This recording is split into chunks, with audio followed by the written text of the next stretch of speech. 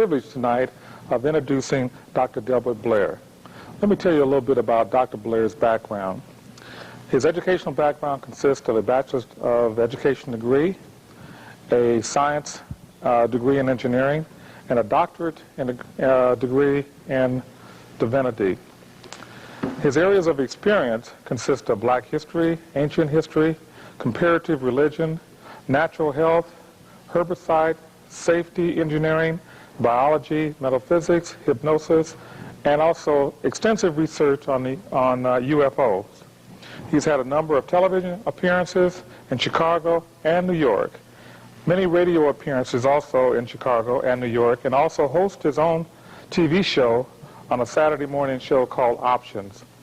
He's had extensive lecture appearances at the University of Notre Dame, University of Chicago, Loyola University, DePaul, Michigan State, Purdue, Wayne State University, Indiana, Tennessee State, Tuskegee, Bradley, and many other colleges and universities throughout the United States.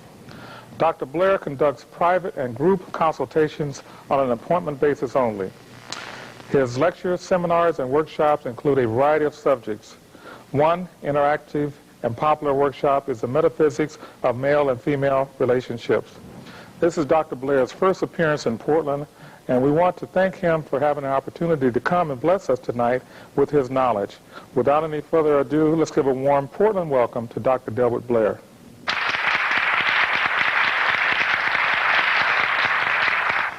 I have studied the science of metaphysics, which is my heart, for 32 years. The way that I've gotten into it, some of you have heard on tape. I don't want to kind of go into that too much, but I had a choice between going very corporate, taking on a church, and I call it taking on a church because it was a large church and it entailed a lot of responsibilities, and I'm not a hypocrite. I do not play with the God or the Creator, and or going into the very political world of Chicago. I had opportunity to do that and then go from there. Something changed in my life that really a lot of people don't get the opportunity to have, and I thank the Creator for that. If you hear me use that word Creator, that's my name for the universal prime Creator, the first cause. Everything else becomes religious and secular, and I really not enter that in too much anymore. But there have been so many miracles in my life, I'd have to show gratitude to the Most High, to the Creator, for having been aware of my need and listening to a little soul like me by having miracles happening in my life. One of the things that happened in 59 and 60, and I preface all of what I'm going to go into with this because it will let you understand me a little bit better. I'm a very frank person, a very honest person, and I do not back down. Sometimes I should. I'll try to walk away from a situation if necessary. But I have principles. I don't like to compromise them. Anytime I have compromised them in my life, I've gotten in trouble, and I don't intend to get in trouble for doing the right thing any longer. If I do the wrong thing, that's one thing, but not for doing the right thing. So I take strong stands. Some people like that, some people don't. I really don't care. I try to tell the truth. Now, with that in mind, I had an incident, 59 and 60, by which I had a big decision as to whether to go very corporate or to get into the field of ufology, UFOs. If there was such a thing, I'd read a number of books. They don't have the bombardment that they now have on TV and the media, whereas it was more or less a kind of a clandestine thing. I was 17 years old at that time, and just completing, I was always smart, if you say, and I was just getting out of undergrad school and about to see where I was going to embark. But one thing stood in my mind. If there was anything to this concept about UFOs, or what they were called flying saucers, then it meant that all of my little education and all the things that the church had told me, all the things that mother and father had told me were wrong because they were not believers in these things. And if they were, to me, it meant that someplace on earth or someplace somewhere, there were people with intelligence that dwarfed ours, and those are the people I'd want to learn from. Not somebody who is just a little bit more intelligent than I, but a person that could do this kind of thing. And plus the fact it meant there must be some kind of a hidden history that abounded that I was not privy to, and I always wanted to know whatever I could to make me a rounded person. I had the opportunity of going to a UFO symposium at that time in Chicago. It was all I could do to scrape together the money for it because I was not making a lot of money at that time. And I met a man by the name of George Adamski. George Adamski was a Polish man who was holding a seminar there. I just about crashed into his press again when he was addressing the press and doing his press forum. He lied and said, well, I know the young man, it's okay, or else they would have arrested me. And then we spent some 5 hours in dissertation. This man had just gotten off of a plane from Yugoslavia, interesting enough, and was over here to make, I think, about 16 principal cities. That was the first one in his entourage. To make a long story short, he answered a lot of my questions to the depth that no one else had been able to do so. And then he gave me a challenge. He said to come back the next day as part of this forum he was giving. I did come back the next day. I told him I didn't have any more money, and of course I had a girlfriend at that time and a lot of other friends, but none of them wanted to go on these forays. Through him, I met two very interesting men. They were both black men at that time. One was wearing an extreme natural, which was not the case in '60, and the other has close-cropped hair. It looked like a corporate entity, if you would. And not only did they read my mind, predict the future by 15 minutes, so I didn't have to wait to see if they were truthfully able to do this or not, able to make me lose time. I lost about 10 minutes only in the time I understand. But then also gave me some answers that no other people had been able to do, and then gave me a challenge also. They said to watch the skies for the next week. I asked them, were such things as UFOs and this kind of thing, and they said, well, just watch the skies for the next week, if you would. Well, I had always watched the skies. I hadn't seen anything that was mysterious to me. That next week in the city of Chicago, I was going to University of Chicago at that time, and what they call the quads. Quads are simply the rear end of 4 student dorms and faculty dorms that face onto a plaza. Well, I saw these 3 moving objects, and they came down to no more than, I guess, 800 feet above me. If you've ever seen anything like that, you'll never forget it. And it was a close-eye view of 3 flying saucers back in 1960. It was a very interesting phenomena. I questioned myself about it, and I really didn't talk about it other than to 3 people that happened to see it with me for 10 years. I didn't because I didn't feel anybody would believe me. I really didn't feel that I could benefit from it, understanding what was happening to people that did talk about it. And all I needed was that verification to turn my life around. I really didn't care at that time whether anybody else believed it or not, because I was unbelieving until all these things happened to me. Not being a hypocrite, I had stated that if I could ever find out that these things were real, and what more than to see them or think that you saw them, and I do think that I saw them.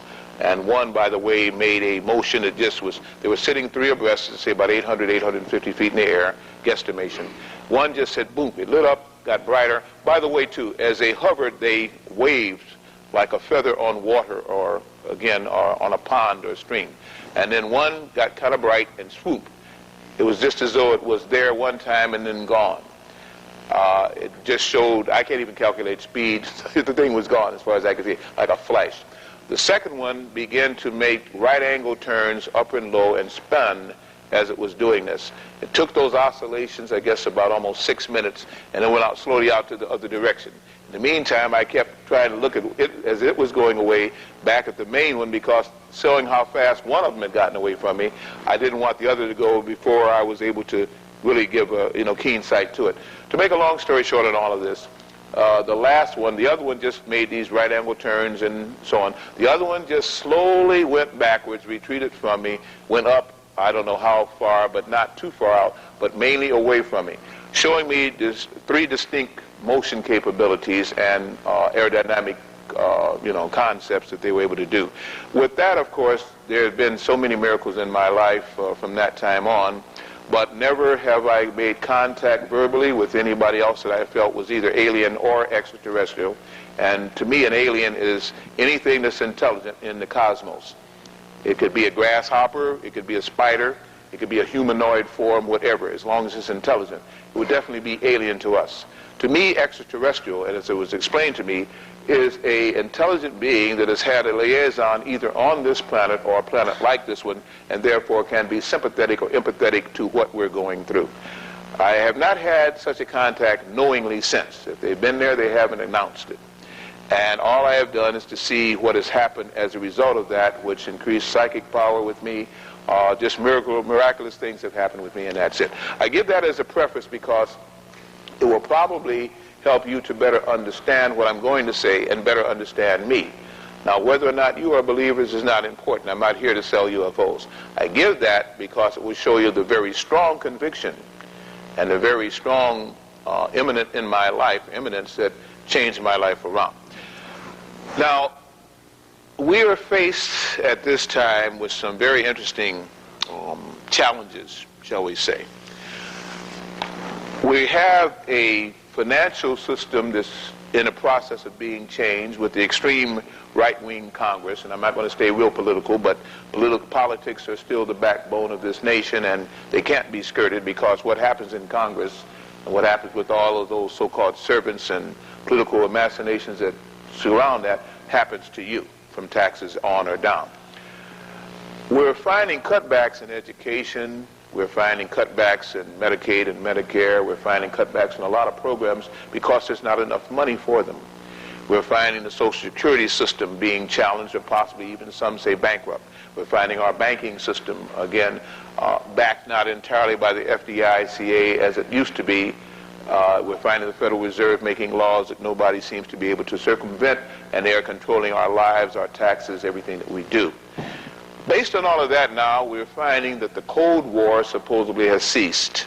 The Cold War, of course, was supposedly where we were dumping, meaning we, the United States of America, lots of money into to keep communism from usurping and taking advantage of us and usurping a democratic free form of society, a republic, if you would. We also are finding that those money that used to be spent for that are now free to be spent other ways, but yet the monies aren't there because there's a deficit and we can't balance the budget. Now, I make just one statement to you as a lay person, secular as I would be in the ministry, but as a person who is not a politician. How in the world can we ever balance a budget if the Federal Reserve charges $1 for every dollar that they put into circulation? Just that alone will show you that a balanced budget is stupid and silly and should not even be questioned, because as long as $1 is being charged by an entity outside of the United States government to print the money, then it means that all money printed will have taxes on it, and that is not what a republic is supposed to have happen. But in addition to all of that, we're finding again that there are certain black projects. Now, the black projects is a clandestine, nefarious overview of having Congress not appropriate money to the Defense Department or to armed forces or any other research arm, and yet they are spending literally billions, if not trillions of dollars to research into items that are not authorized by the United States government, Congress, but programs, concepts like time travel, like not the stealth bomber, but Avro cars, or the Avro plant that was blew up 60 or 59 or something like that, killing some 39 people, injuring 19, a joint project between the Canadian government and the United States government to build electromagnetic saucers all the way back there.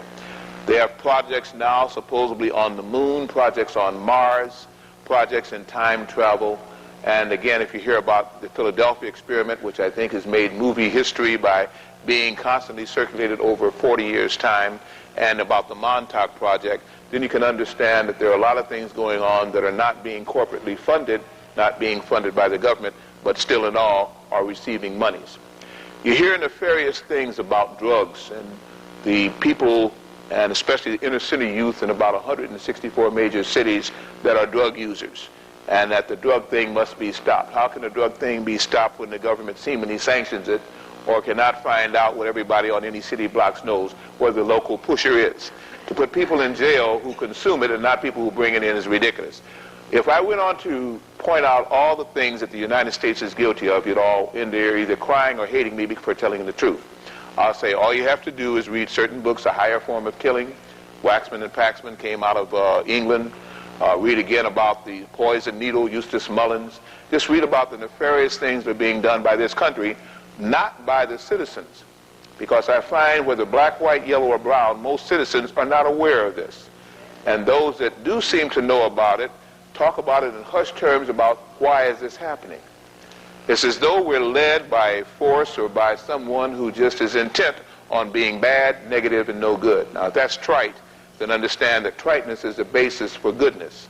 Because when we are children and are not so conformed and brainwashed, we understand right and wrong. We understand basic things we should not do. Then we're told either we can get away with it or we're told it's not bad, and therefore those minds now being sublimated now follow on this new type of teaching authority. Used to be moral authority rested in the church, and non-secular authority rested in the institutions of higher learning. I often wonder what institutions of higher learning are now teaching, because to me they're professing things now that only seem to get us in trouble. The true research scientists, it comes up with cures for cancers, comes up with cures for AIDS, or proffers those. Their laboratories are bombed. Their papers are, sometimes they're in prison, again, like in the case of Wilhelm Reich. It just goes on and on. So I'm saying this. In case you wonder why some of the things that I'm going to get into tonight may be happening or may happen, look no further than your own mirror. Either you've allowed this to happen because you think it's funny, or because of naivety, or you know others that you should correct and you're afraid to approach them because they might hurt you, or you have no soul yourself about what is right and wrong. Everybody that allows things to go on that should not go on, for either fear of safety of self, or for naivety, or for money profit, therefore has to pay when the chips come down. We've done a lot of wrong here. This country is far from being not guilty of a number of terrible, what can I say, just terrible things, we'll leave it like that. At the same time, there are far worse countries and far worse regimes that run those countries. But now, with what is called the New World Order, these things are being amalgamated. The good now becomes the bad, and the bad becomes the not so bad. Things can now be allowed as long as this one rule can come under the guidance now of the government forms that will let one world exist, one means of distribution, manufacture, one means of production, and one world card, because the end result of the New World Order is to have one world card, no money systems, all monetary systems obfuscated. We are finding now that there are old plagues that are now coming around to become new scourges. They talk about Lambia Guardia, or Guardia Lambia. They talk about Ebola. They're talking about, again, and I have a quote from this paper here, if I can find it. I think they call it the Bedigay or Degay, a new disease coming out of Mexico, out of the Mato Grosso, where they're cutting down the trees. They have viruses of all sorts, and of course the AIDS pandemic not only threatens blacks, but it threatens not only homosexuals, but it threatens heterosexual people from all walks of life. We're finding again that the ozone, the hole that supposedly started over one of the poles of the United States, of the world, has now spread not only over the United States, but over almost all major continents. This hole in the ozone allows ultraviolet UF rays to come through, which are very detrimental to people who have very little skin pigmentation, as well as to people who have a lot of skin pigmentation. What this is causing is melanomas and carcinomas, melanomas of the skin, carcinomas and leukemias of the blood. It is causing the body, which is not able to take in this new ultraviolet energy, this new energy rays, to burn, to fry. It causes, again, an imbalance within the glandular systems against the things that are secreted. It causes, again, as I say, the blood to become toxic, and once we reach a crisis of toxemia, disease and imbalance always sets in. We have as though the planet was actually turning on us. They found that at Chernobyl, and I don't think there's anyone in here that has not heard of Chernobyl, again, that gaseous cloud, whatever it was made up of, drifted away. And there are reports of devastating things that this cloud, which is not completely dissipated, is still able to do. Of course, the Russian government denies that, Interpol denies that, and the UN scientific community only gives lip service to it, and not before the public press, which never repeats the idea that some atomic cloud could maybe be drifting over, causing all kind of devastation. They're finding, of course, now that on the moon, where they supposedly spent 15 trips to, and I doubt that very seriously, that they have found pyramids on the moon. They don't talk about it. They found round dome structures on the moon. They found an OB-17 bomber on the moon. They find corpses of what looks like human people, again, on the moon. They found, even with Virgil Grissom and many of the other astronauts, Neil Armstrong, and so, that reported that they had been paced and had seen UFOs or some type of unidentified flight objects, not only on the surface of the moon, but pacing them on their journeys to the moon when they actually went. If you remember, again, back in 1959, 1960, when President Kennedy came into power, one of the things that got him incorporated into the United States head congressional person was the fact that he said we must have a race to space that we must win, meaning the United States must win, that we must beat the Russians to the moon. Then, having put all kind of money, changed again Cape Canaveral to Cape Kennedy, put all kind of resources and monetary and brain power into this, the Russian launched 2 weeks before the supposed United States launch, they launched Sputnik. Then, nothing was ever heard about what happened to the Russian launch. Nothing was ever heard, and all you heard was the United States' prowess and progress into the space race. What did happen was very interesting. In my reading of various books and so on, I'll give you a book list later on if you like it. It's yay long. But at any rate, was that a female by the name of Yuri someone, being one of the cosmonauts, had stated that the Russian launch was blasted out of the sky by an electrical beam, possibly what they now call a beam weapon. I have no idea. But having been so blasted, many of her comrades were killed and vaporized on the spot. Others were hanging in space where their capsule had been blasted. And as she reported, still on an open mic in her helmet, I guess down to the Russian base again, they are collecting them. This is something she was sobbing, and the last word supposed to be, and now they're coming for me. I repeat, and now they're coming for me. Now this would make me feel, being a layperson and being ignorant and not able to have the deviousness of some of the newspaper reporters and AP and so on like this, that this woman had been blasted out of her spaceship by something in the sky or from the earth, and that whatever it was able to now transverse space and pick up her hanging in the air in space comrades and herself.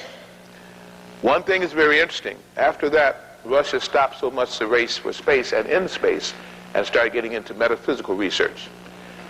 They used to talk about secret projects behind the Iron Curtain, psychic projects behind the Iron Curtain. Uri Geller pops up again, and many other people who were supposedly able to use telekinesis by moving objects, mind control, teleportation possibly they talked about. Many of the things that are now what we see on the TV screens and in the movies, what we call New Age projects, they started back there in the 60s and in the 70s.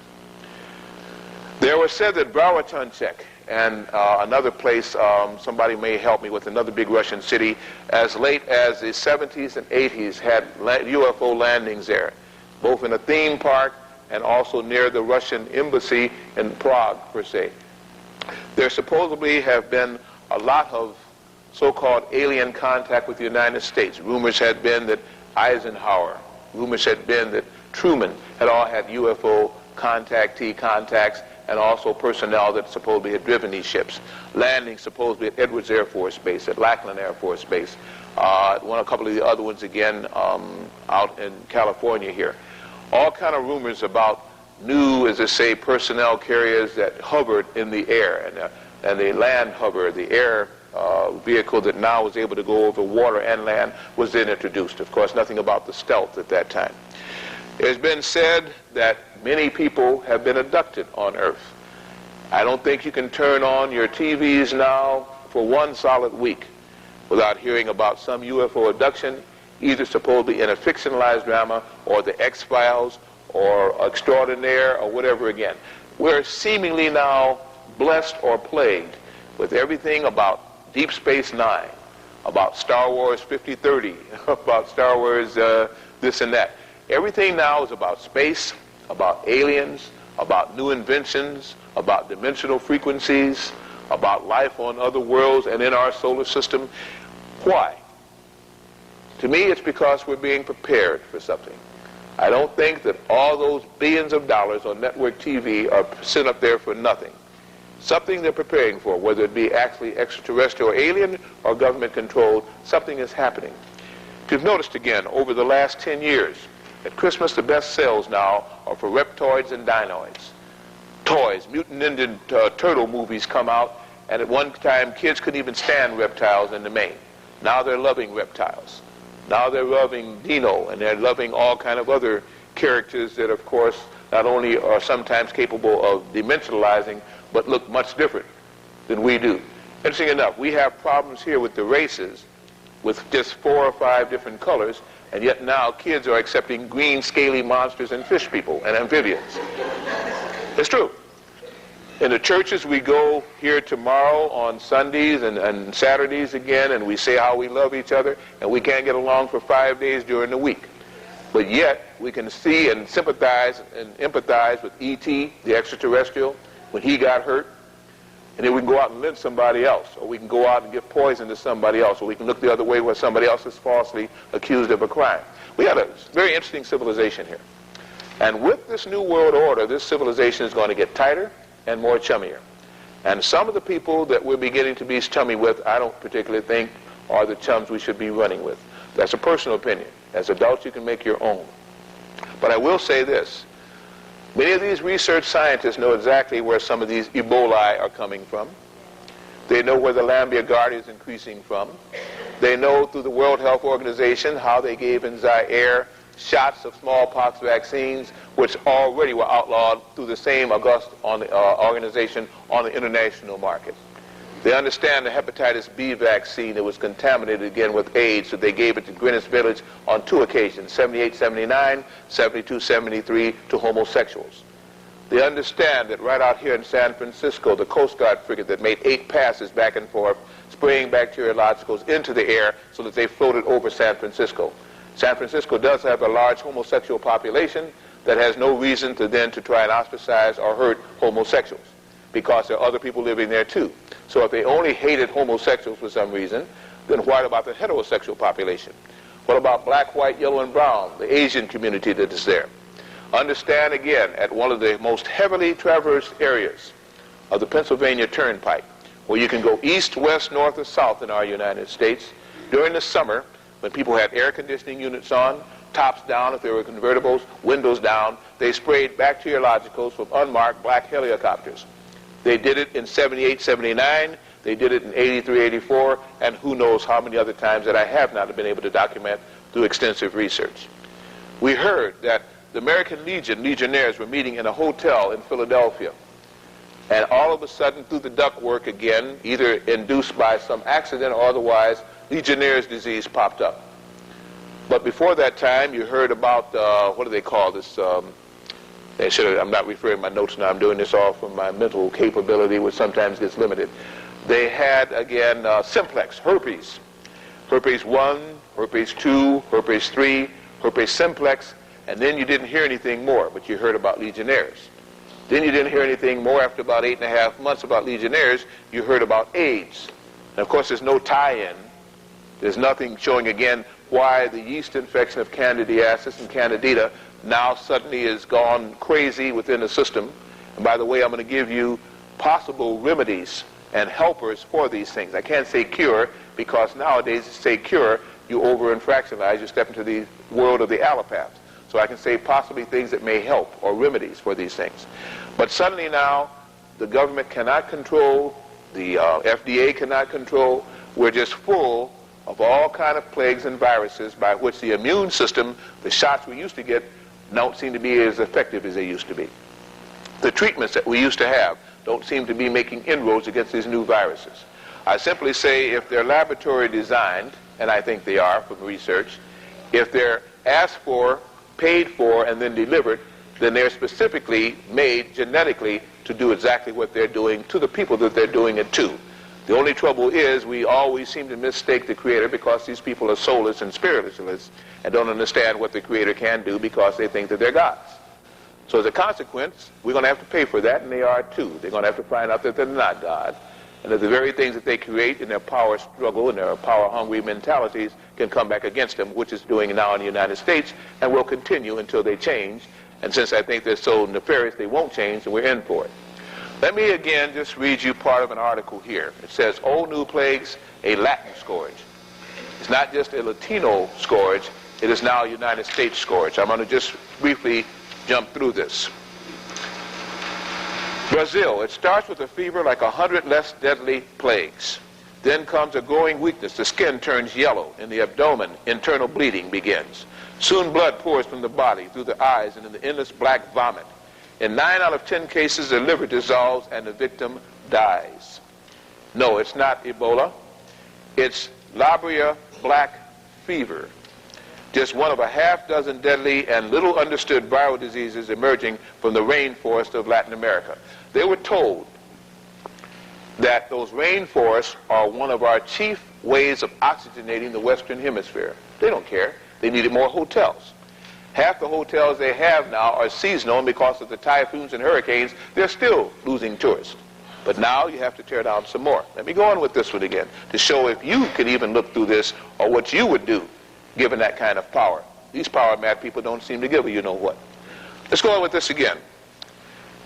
People all the time are going into the jungle and coming back with strange fevers no one knows about, said Betsy Duari Thatcher, malaria specialist at Brazil's National Institute for Amazon Research in Manaus. If we started looking for them, we could isolate a new variety every week. A new variety every week. Viruses are the unknown frontier. I go on again. Perhaps never has the battle against disease looked so bleak as it does right now in Latin America and in the third world in general.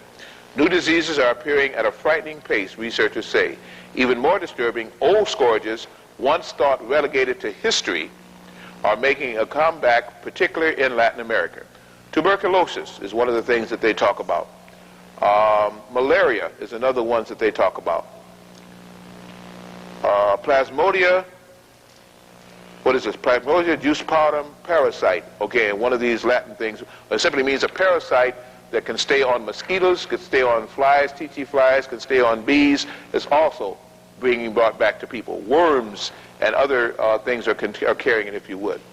In Nicaragua and Honduras, a mystery illness characterized by chills, fever, and severe bleeding in the lungs has been tentatively identified as IS parasitic, an animal disease contracted through contact with animal waste.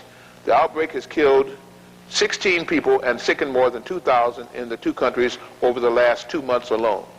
A similar outbreak in Brazil killed more than 40 people and injured more than 3,500. This goes on, and then finally I want to just go over, if I can, some of these other names that they gave for it. Cholera. Oh, please hear this one, according to this article. Human migration also has contributed to the spread of disease, cholera, unknown in Latin America until 1991. Apparently arriving in Peru in bilge water dumped from an Asian ship. Since then, it has sickened a million people and killed 9,000 people. Controlling it in Latin America will take a decade and cost $200 billion, according to estimates by the Pan American Health Organization.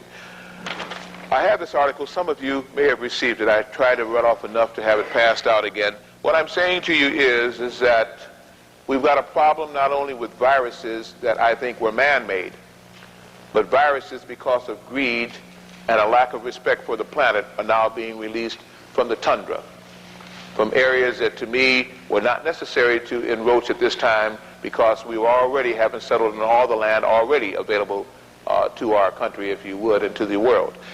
Drive sometime from an urban city, such as Portland. Take a rural highway. You have miles and miles and miles of areas that could be developed. Some of them have trees, some of them don't have trees. In the areas of the earth, we seem to cluster together in small patches and let the rest of the land go by, even though it is livable and tillable. We seem to like to see suffering. I don't know whether it makes us feel better because we're not the ones suffering, to see others suffering, or just what. But we can always find a way to look down upon somebody else and say, well, gee, it's not happening to me, so I don't have to take any action on it. Then when it does happen to me or someone close, then wonder why everybody else doesn't get excited or get upset about it or help. If you help one, you're supposed to help them all. If you can't help any, then don't cry when it does happen to the few or to the one. There is a group here that seemingly is very interested in what is called the serious mystery, that is very interested in what is called the people called the Dogons, or the Dogon people, as I like to call them, in Africa, down in Maui and so.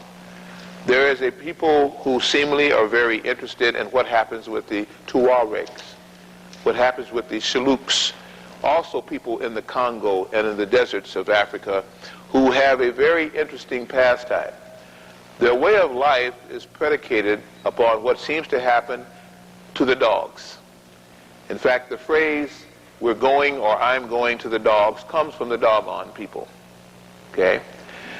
For some time, even before Lewin Wack and Ivan Van Clark and other people on the British Astronomer Royal Society viewed with their telescopes what happened in our solar system and viewed what happened outside of our solar system and began to report about what happened in Procyon and what happens in Alpha Centauri, and what happened again in the dog stars, if you would, Canis Major and Canis Minor.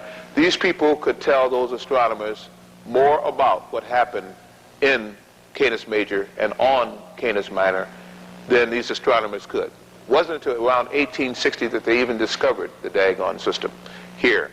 But before that time, these people had pottery, had parchments or tablets that they carved on and rocked on and write on, had things that they circulated and tattoos upon their skins, talking about Canis Major and Canis Minor, the dog stars. That protection and help could come from Sirius. And also, as we begin to follow that back through time, back to the 20th dynasty, the 19th dynasty, and the 18th dynasty heyday in Egypt, we find that they had or shared the same common beliefs. Amongst the Egyptians, whether we think that they were prolific in mental power or just in fecundity, these people reached a height that has not been duplicated if we believe that the pyramids were built during those 1600 years' time before the 18th dynasty and when Egypt came into prominence. We find there that all that they knew about astronomy, which was very much, they still held two constellations very serious. They held Orion in the Pleiades and Sirius where? In Canis Major, Canis Minor. They stated that those two amongst all must be watched because they believed that the gods came from there. They believed that extraterrestrial or alien life forms, extremely intelligent, seemed to have a lot to do with what happened on this planet and had done so for years.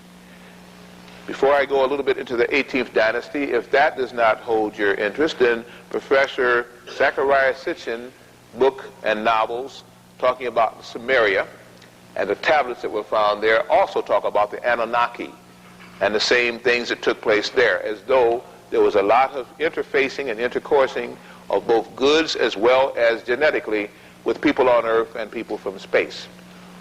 One thing that the Sumerians said, the Akkadians said, the Egyptians, especially in the 18th and 19th dynasty, said was this: those constellations bore watchfulness, should never be far from your mind because of the impact of what they had done and could do pretty much any time that they chose. And to understand their cycles of politics in the cosmos probably might behest man very much. It might be one of the best things that mankind could do.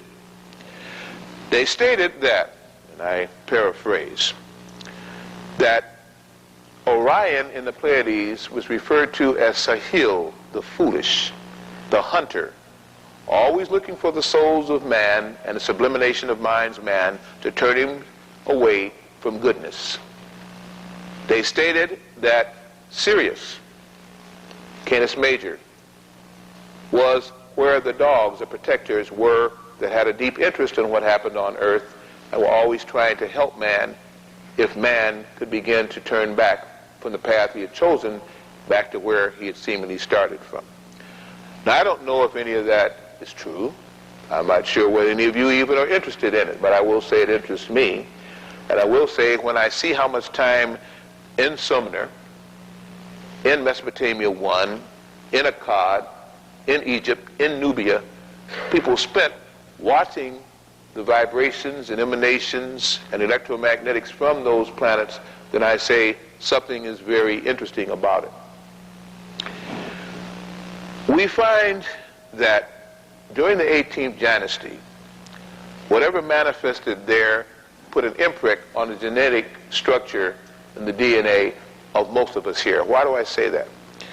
Roughly about 15 years ago, a entourage came out of Egypt and went through the United States and Canada. It was called King Tut's entourage. It dealt with Akhenaten, his father, and the golden funerary mask, and all of the regals that were found with that society at that time. And yet, think about this, and yet, millions of people in principal cities throughout the United States came out to view this procession, this entourage. It didn't even have any real sarcophagi. It had only face masks, if you would.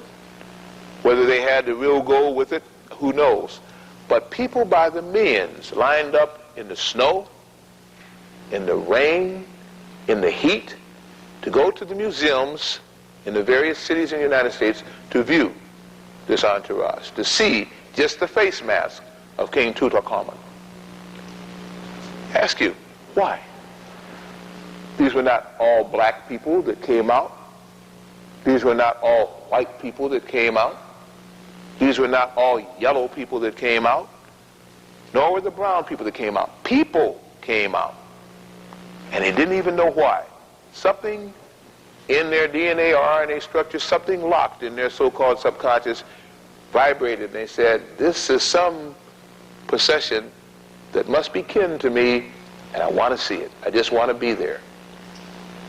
I'll tell you why many of the earth people wanted to be there. Because it was the last time on our earth, in even recent history, that the people who had the bloodline of the gods were able to reign upon earth. The people who had psychic power and the ability to work with the animal kingdom, to work with all the various species and kingdoms on earth and honored them. The people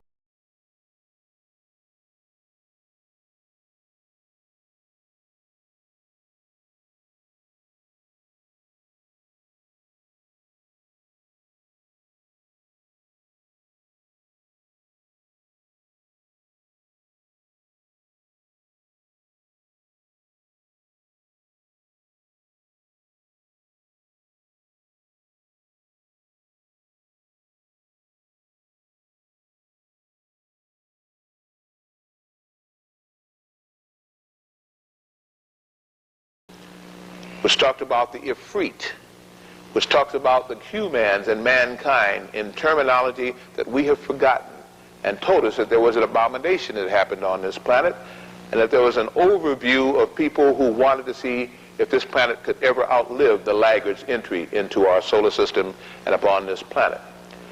And euphemized in the 18th dynasty, under Queen Tai, Queen Mu, again, Akhenaten, Nefertiti, and of course Tutankhamun, the boy king, was the last time when these long heads, and this is why many of the Egyptologists and studiers of petroglyph and hieroglyphic writing and these so-called researchers state again that they were stylized drawings from a time when Egypt fell. They were not stylized drawings. That's the way these people's heads were. They had long heads, much like the ancient Assyrians had long heads. And the Syrians had long heads. They showed that there was a genetic structure here incorporated in a DNA RNA factor that was not normally in the genes of Earth people. And it gave them great power for psychic and telepathic prowess. King Akhenaten, sometimes called by the Greek Akhenamen per se, and Minneapolis, or something like Amenhotep, was a general who, when he went out on his battles and so, got tired of the fighting. And when in Taxila, talked with the Frayotes there. Taxila is now Singapore. It was part of Asia. And was introduced to the Eightfold Path of Buddhism. And introduced to Krishna and Buddha. Both of those terms mean the black, or the black ones. Buddha means, hail the black. Krishna is the purple-black god of these people. They were told that there had been abominations here, and that Egypt was going to be one of the chief centers for revitalizing this learning process once more, and for seeing if the magical herbs, if the magical incantations, if the knowledge of the underworld and Aminta could now be once more brought back to a people possibly ready for the last time before the wanderers return, what they call the 13th planet, which Christians now call Wormwood, the return of the Dracons. And if there could be a time when the people here could reach enough understanding to stop this scourge from happening again and to continue on the path of righteousness, even with all the many humanoid forms that were now extant upon that earth. Well, seemingly, absolute power corrupts absolutely, as they taught me in philosophy. Because the more power you give to some fools, the more power they want. They're never satisfied with power because they are corrupt in their souls, or are soulless. As a consequence, these priests that were there couldn't take the turn of events that Akhenaten brought forth. Akhenaten changed his name to He Who Worships the Most High Atan, or Ankh-Naten. Ankh being now a scepter, meaning heralding or relegating, and Atan being the Most High. He stated that he would change his name to Ankh-Atan. And then, with all the many wives he had, and by the way, his many wives had given birth also to long-headed babies, which means that that was in his genes for his fulfillment. He had been either placed or planted here, or for some reason he had been changed so he would proliferate this new kind of being. And then he found Nefertiti, supposed to be now one of the most beautiful women that ever lived upon the earth, outside of Belikas and Makeda. And again, in finding Nefertiti, he chose her over all of his other wives. Two things she had: a very verdant zest for life and an extremely long head, which is looked upon as one of the marks of beauty, which many of the African people have tried to emulate since that time. Through her, he had supposedly sons. And I won't take it further than that when I say supposedly, because that is something for a black history lesson, and it begins to speak in terms that I don't think I should share with you, but I will say this, which I do think I should share with you. The long-headed babies, either of that union or other unions, and the fact that Nefertiti had a long head and was all very psychic, all of these people were, including Queen Tai, his mother, was the last, as I say, part of the DNA, RNA factor within a people on earth that were set to rule. The right and passage of kings to rule was based again on the ability to control kingdoms. But we didn't understand that that kingdom was not just the kingdom of earth, but the other species kingdom and interdenominational kingdoms. That's what met for the rite of passage for man to come into his higher self. You didn't elect leaders, they were born. You didn't elect rulers, they were born to rule, and they showed it through phrenology, cranial concepts, and the DNA factor. If they couldn't be telepathic, if they couldn't control animals, if they couldn't understand the people, they were not fit to rule. And once you found a bloodline like that, they tried to keep that bloodline going. This is why, as we got into the Serbian and later on European rite of kings, where they tried to even use incest to keep a bloodline intact, it was brought on by the Nubian Egyptian dynasties, which showed them that there was something there to protect, and something there that met the right of rulership through spiritual qualities, not just political domination. Once Akhenaten had reached his height, he retreated from the warring world and from the so-called social world and did lots of meditations and began to call upon the gods, as it was said. So much so that Nefertiti began to fear for his life, because understanding the power-mad priest at that time realized that if he was not a strong ruler and could not maintain an army, that they probably would usurp his power and probably just finally overthrow him. Well, she spoke better than she thought, because in her zeal and fear, she conspired with the priest of Amun, and he was poisoned, roughly around 39 years old at his death.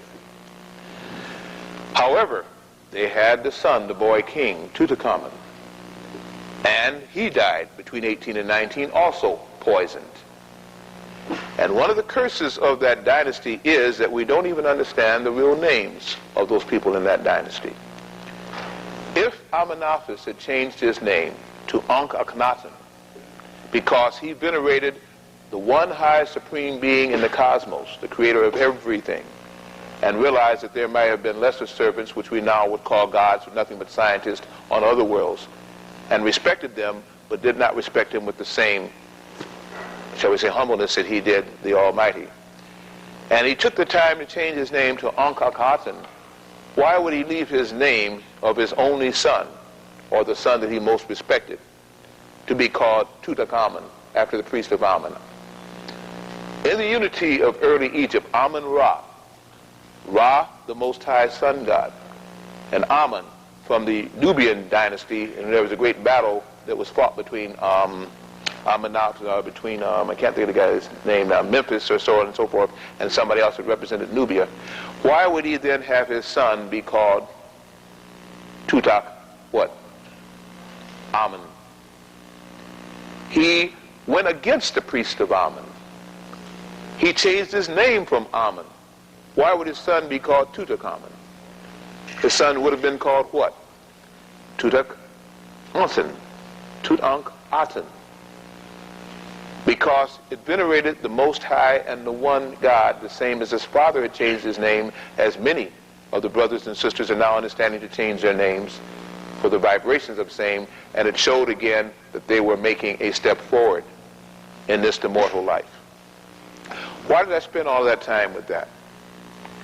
Because it is from the Egyptian technology, the Egyptian religion, and the Egyptian understanding that our whole system of government has now come forth. And what was said to be the first veneration of a higher, what we would call more metaphysical culture, is now sank to the point where it took 1 million men to have to come to the same venerated spot to remind them of the bloodline of the gods that still exist on earth and how it has been persecuted. On the back of the Federal Reserve note, no longer a dollar bill by United States men in Congress, but by unity outside of the United States government, which prints this, the Federal Reserve, are still the symbolic metaphysics that all Masons understand and all secret societies of truth understand. The God-man that was on earth and would return in the 13th quadrant. Everything on here is number 13 multiplied.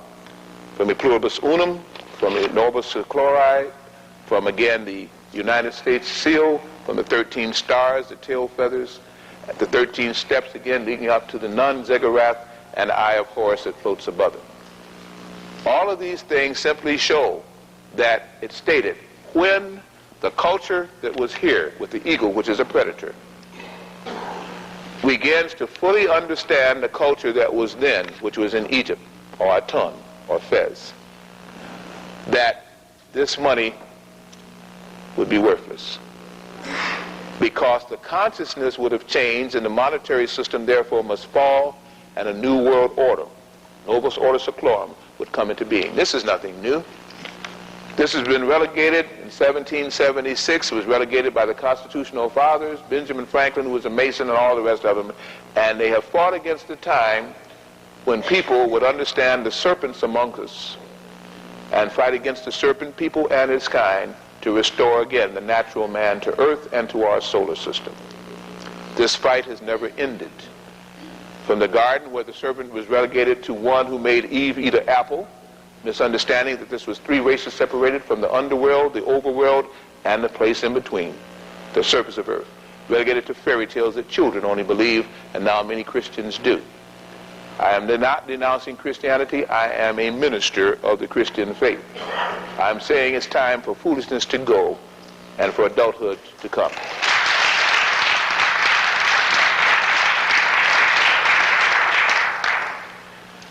Simply, this emblematic piece of magical parchment was a reminder of what has happened on our planet and what could happen on our planet if we fail to follow the upward path. Excuses for an adult are laborious. An adult is supposed to know right from wrong, or the adult should remain a child. Wisdom does not seemingly come with age. For we have found again that some adults here have forgotten what they knew innately as children, those born of woman. We're finding here now that we can find billions of dollars to spend on how to destroy certain DNA molecules, certain DNA fibers, split again all of the fibers and strands of DNA, and hate people just because the people are supposedly too simplistic. And yet, in our wonderful technology of super sophistication, we poison the atmosphere, we poison the land, we poison the water, we kill off animal species, we disregard religions, we persecute, and in a power madness, instead of attacking those as strong, they always attack the weaker. That really shows a lot of power, doesn't it? To attack those who can't attack you back. But understand, if there is a creator, and we are only borrowing the classroom of earth for a certain time, hoping to graduate or fail, then we're playing very, very, very funny with the dean of students, who may report us to the president of the college, who may report us to the board, who may see that we get expelled or shunted away from this planet. It's been done before. And if any of the abductions that are happening, those lizards are back claiming their own once more. Let me deal with that, something that a lot of people want to skirt.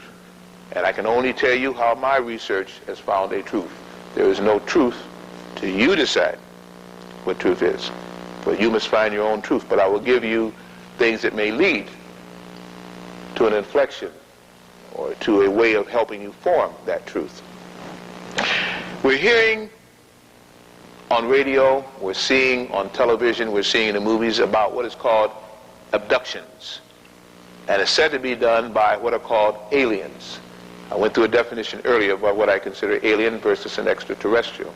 These alien abductions are said to be interesting, for they happen on different levels. On some levels, supposedly the person is taken and implanted, either right here, the bridge at the nose, or the medulla stem, where the medulla, again, it's the 32nd vertebra. And there, supposedly, is implants. Things that if they remove, the person dies. They can't remove them.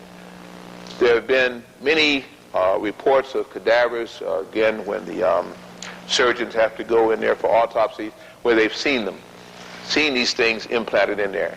And at the time they were finding them in the 50s and 60s, that technology and micro-miniaturization did not exist knowingly within the United States, august allopathic society.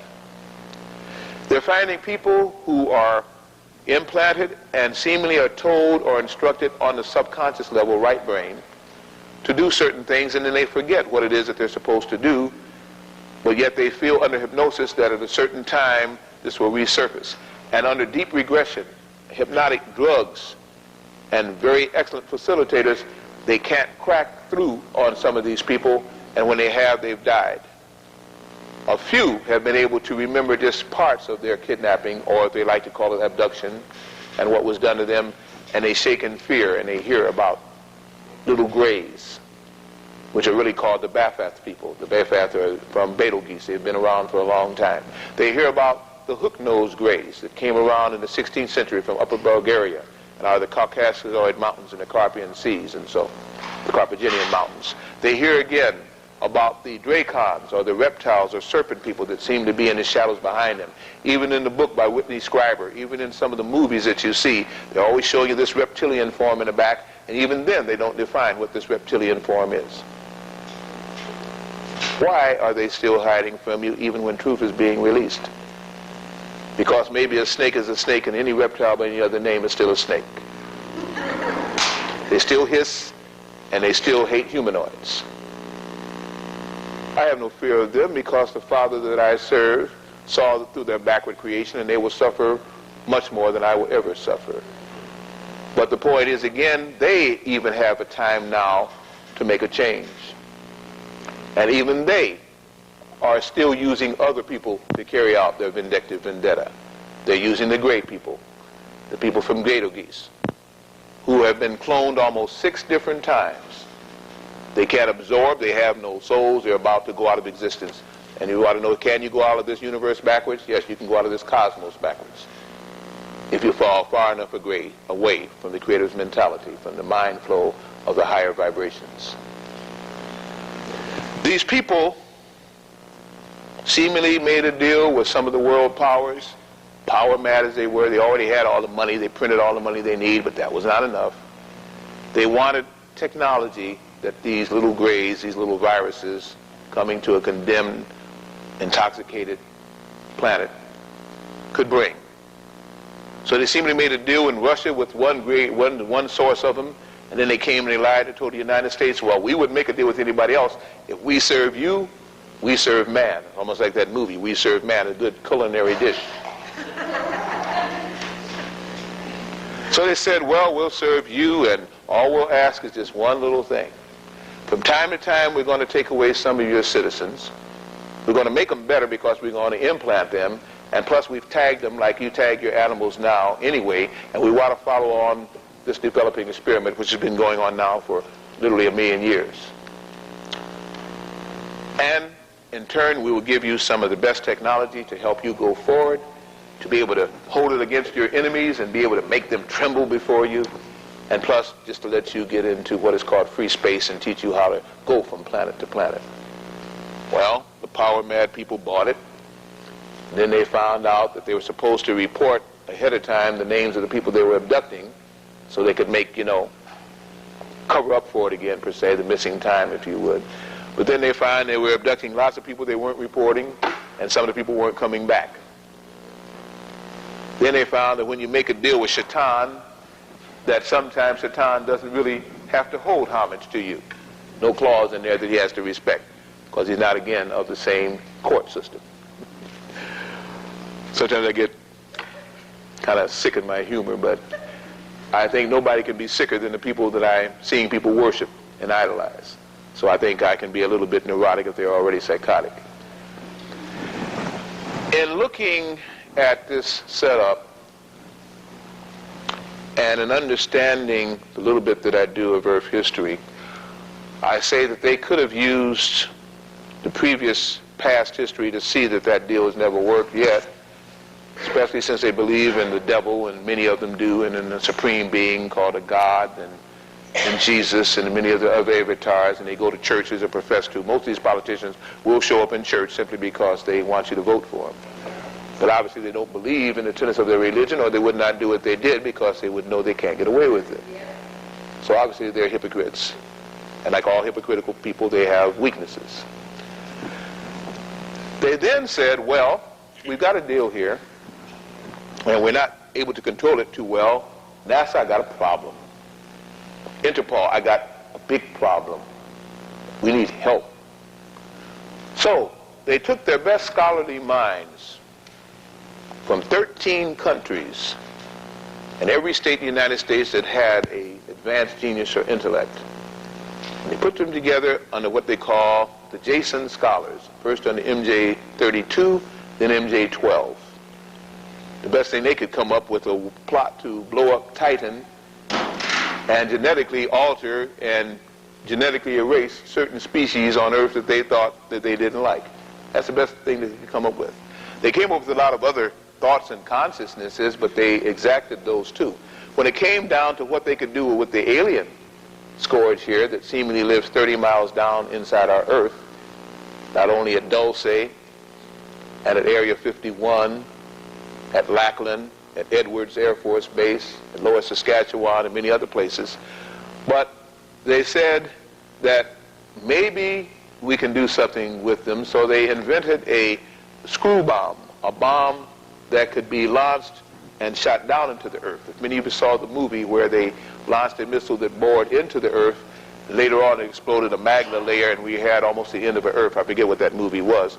It's the same kind of principle. They wanted something that could bore itself into the Earth, explode on the level where they knew that many of these aliens had taken refuges and where they were living, and supposedly implode there and destroy them. Well, they found out that the kind of technology that these people had, even with just such a bomb, but it caused many of our Earth tremors, and began to form, again, pockets of gas throughout what is called our underground tunnel system that began to affect everybody on Earth. and hasten the day of whatever was coming anyway, which I'm going to wind up with tonight. They found that when at Dulce, New Mexico, in a lab that goes 13 stories underground, this was at least 8 years ago, I don't know how far it goes now, where aliens and United States technicians and world technicians were working together on very horrendous projects, and some not so horrendous, but far from the technology that we now manifest through our various divisions of industrial might, if you would, you know, the North American and Northern Telecom and AT&T and things like this. These projects were far past all of that. They got tired of it one time, did these what was left of human feeling beings, and they formed with their Delta Force, supposedly a kill group that was going to take out these aliens in 6 minutes. In 32 seconds they were all dead, not the aliens. For they found out that they used mental blocking telepathy, and the men turned the guns on themselves. They turned whatever weapon they had on themselves. And not only that, but they could get in to make the blood boil within the person till they almost exploded, almost like you see in scanners. You see, the movies are telling us the truth. The screenwriters are definitely relaying from books the things that should be shown, but we're not believing what they say, even though we believe the movie. I don't think we fully yet, as a race of people of varying degrees on this planet, what time it is. I think we think it's still the 17th or 18th century. I think that we think that there is no police force that is universal, and I think that we actually have believed the press clippings that we are the gods, that we can destroy a planet or do anything we want to and nothing's going to happen to us because we are the gods. Well, some people can get just that way out. Now, they have found that there seems to have been a civilization on Mars that still exists inside, that there seems to be civilizations that can exist coinciding with us, not only on parallel universes, but simply separated by the rates of vibration. That interdimensionality, interdimensionalness, is only a matter of raising frequency, and then you find yourself in an entirely different life form existence. That we're delicately balanced by the Almighty Creator, believe in Him or her or not, and that if you begin without permission to interfere with that delicate balance, you pay the piper. You pay the penalty. Many people who have power made a pact with these little viruses, which are called the little grays, not understanding that they served another master. That master was very negative to what was created in this solar system in the form of the planet Saros, Shan, Terra, Earth. That to hold this planet back with the various experiments that went on here and the various life forms that had been genetically mutated here to see if species could interface and live in peace if they had souls, was to set up a call for the gods to come back, the gods that had first seen that Earth was worth all the tears and all of the planning that had been done to set us in this system, which was supposed to be part of Sirius, Procyon. The Pleiadians in Orion, serving again a reptile master through what is called the Unholy Six, sought to use mind control to stop the great experiment that was on, in, and around the planet Earth. And they felt that since this could be a place of double promotion and triple promotion, a place of advanced concepts where people could become gods almost overnight. In other words, 500 years is nothing in the eye of the time of the Creator. That if they could interfere with this great experiment, if they could do something to hold it back, that the negative force of the tree of life, the Kabbalah that they served, could set forth more demons in a backward way away from the Creator. And so they set, first of all, with the power mad, with those who were not content with being in balance with self, to see if they could deviate them to have them follow them. And seemingly they were successful. But now the tide has turned. At the end of 1959, our sun changed from a step-down transformer to a direct emitter. It took energy from the various big cosmic suns and relayed it directly to Earth instead of stepping it down for the Earth people. It made the vibrations here and the electromagnetic fields of Earth here change. One of the things that the Dracon or Serpent people had done was to set up an electrical field around Earth which had at one time only a magnetic field. This electrical field causes us to pulse in and out, to vary our frequencies, and to fall lower in vibration from time to time than we should. All machinery that uses electricity uses, as Tesla pointed out, a variable current, highs and lows, alternating current. And the alternations of which, when it is low on the electrical spectrum, cause us to fall from the higher type of energies that we really want. A true magnetic field keeps you stable, keeps a static, not oscillating wave, and lets people begin to mature and progress. How they did it, I won't go into that, but it's not that hard what they did if you understand electromagnetics. Now, our sun, since 1959, is putting forth energy from Arcturus and Procyon and Alcyon and all the star systems behind it, and relaying the energy directly from Havana, the central universe, directly to us. And now it means the magnetic field of Earth is restabilizing. New energies are flowing into Earth at an unprecedented degree. Background radiation, which is called by the so-called geophysicists and astrophysicists, is streaming into Earth. Ultraviolet rays and X-rays that can mutate, anode cathode ray bombardment that can alter things, are stepping up, and cells are mutating. That's bad, because it can also cause what we call the plagues to come upon us. But also good is making us remember, if we have souls, who we were, why we were, and where we were supposed to be going. It's revving up old latent DNA and RNA matter in that right brain. Laconically, we have been taught only left brain utilization. If you can't feel it, touch it, be it, it doesn't exist. Therefore, air doesn't exist. Therefore, spirit doesn't exist. And some of these godless people have bought that foolishness. Since some haven't, the planet is going to be turned over to those that still believe in a spiritual being and can match those frequencies by altering their brain waves and later on their physical apparatus. That sun is putting out energy that is causing what is called by the geneticists junk DNA, and the Creator never made junk, to recombitant and reunite. It's causing people to become now more psychic. Intuitive females are now becoming psychic females. Intuitive males are now becoming the gods they were supposed to become. A god is only a person with more powers than the average person around them in a humanoid fleshly body. But the mind has been altered. The spirit and the soul are vibrating high. Animals feel this, sense this, and they can communicate with them.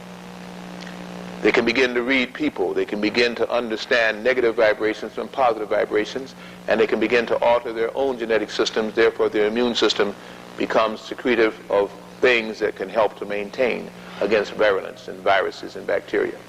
Inventions are then made during this time to sustain people even against the plague of AIDS and candidiasis and so.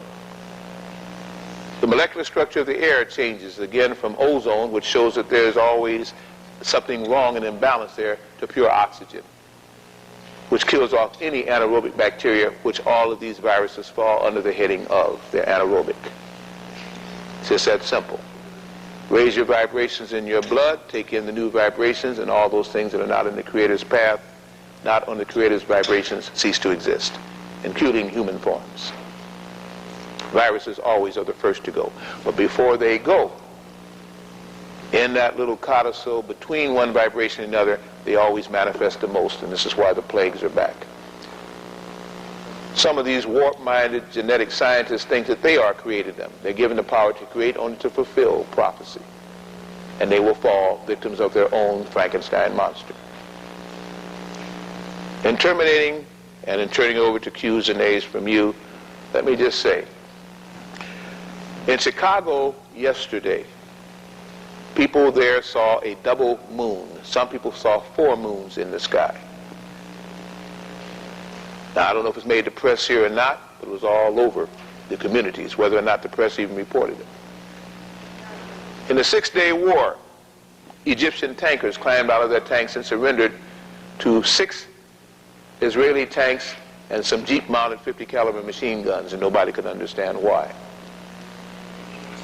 Holograms are now being used to bring about and fulfill prophecy. I repeat, holograms are being used, will be used now to deceive people even fuller. At the same time, when the universe through the cosmos and the Creator is actually changing. People will now feel and see prophecy being fulfilled, but it will only be government holograms. Whatever a religious denomination wants to see, if there's enough people, they will let them see it. And they will follow those false gods and dictates wherever those politicians lead. But in the midst of all of that is the great change that is actually happening on our planet. The great change of the new vibrations that are sweeping over every state in America and every country and nation on this planet. Because people must decide. It will not be a matter of, I didn't know better and therefore spare me. Yes, people will ask for mercy when they're judged, because justice will make most of us go to pot. We need mercy, not justice.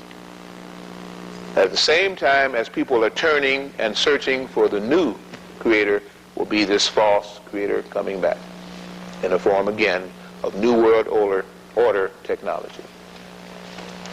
But as the molecules of oxygen stabilize on this planet, all the powers that everybody ever wanted will return to them.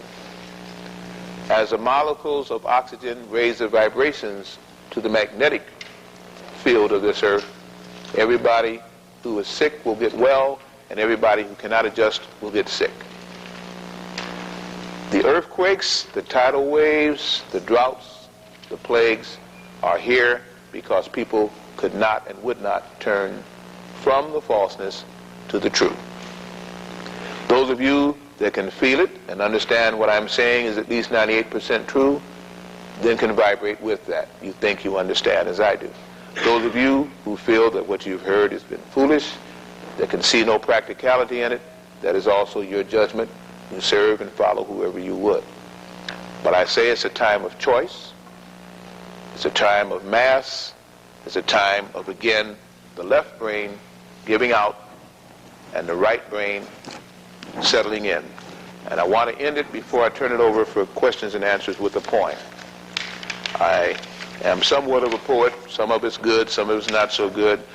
You have to determine whether this is one or the other.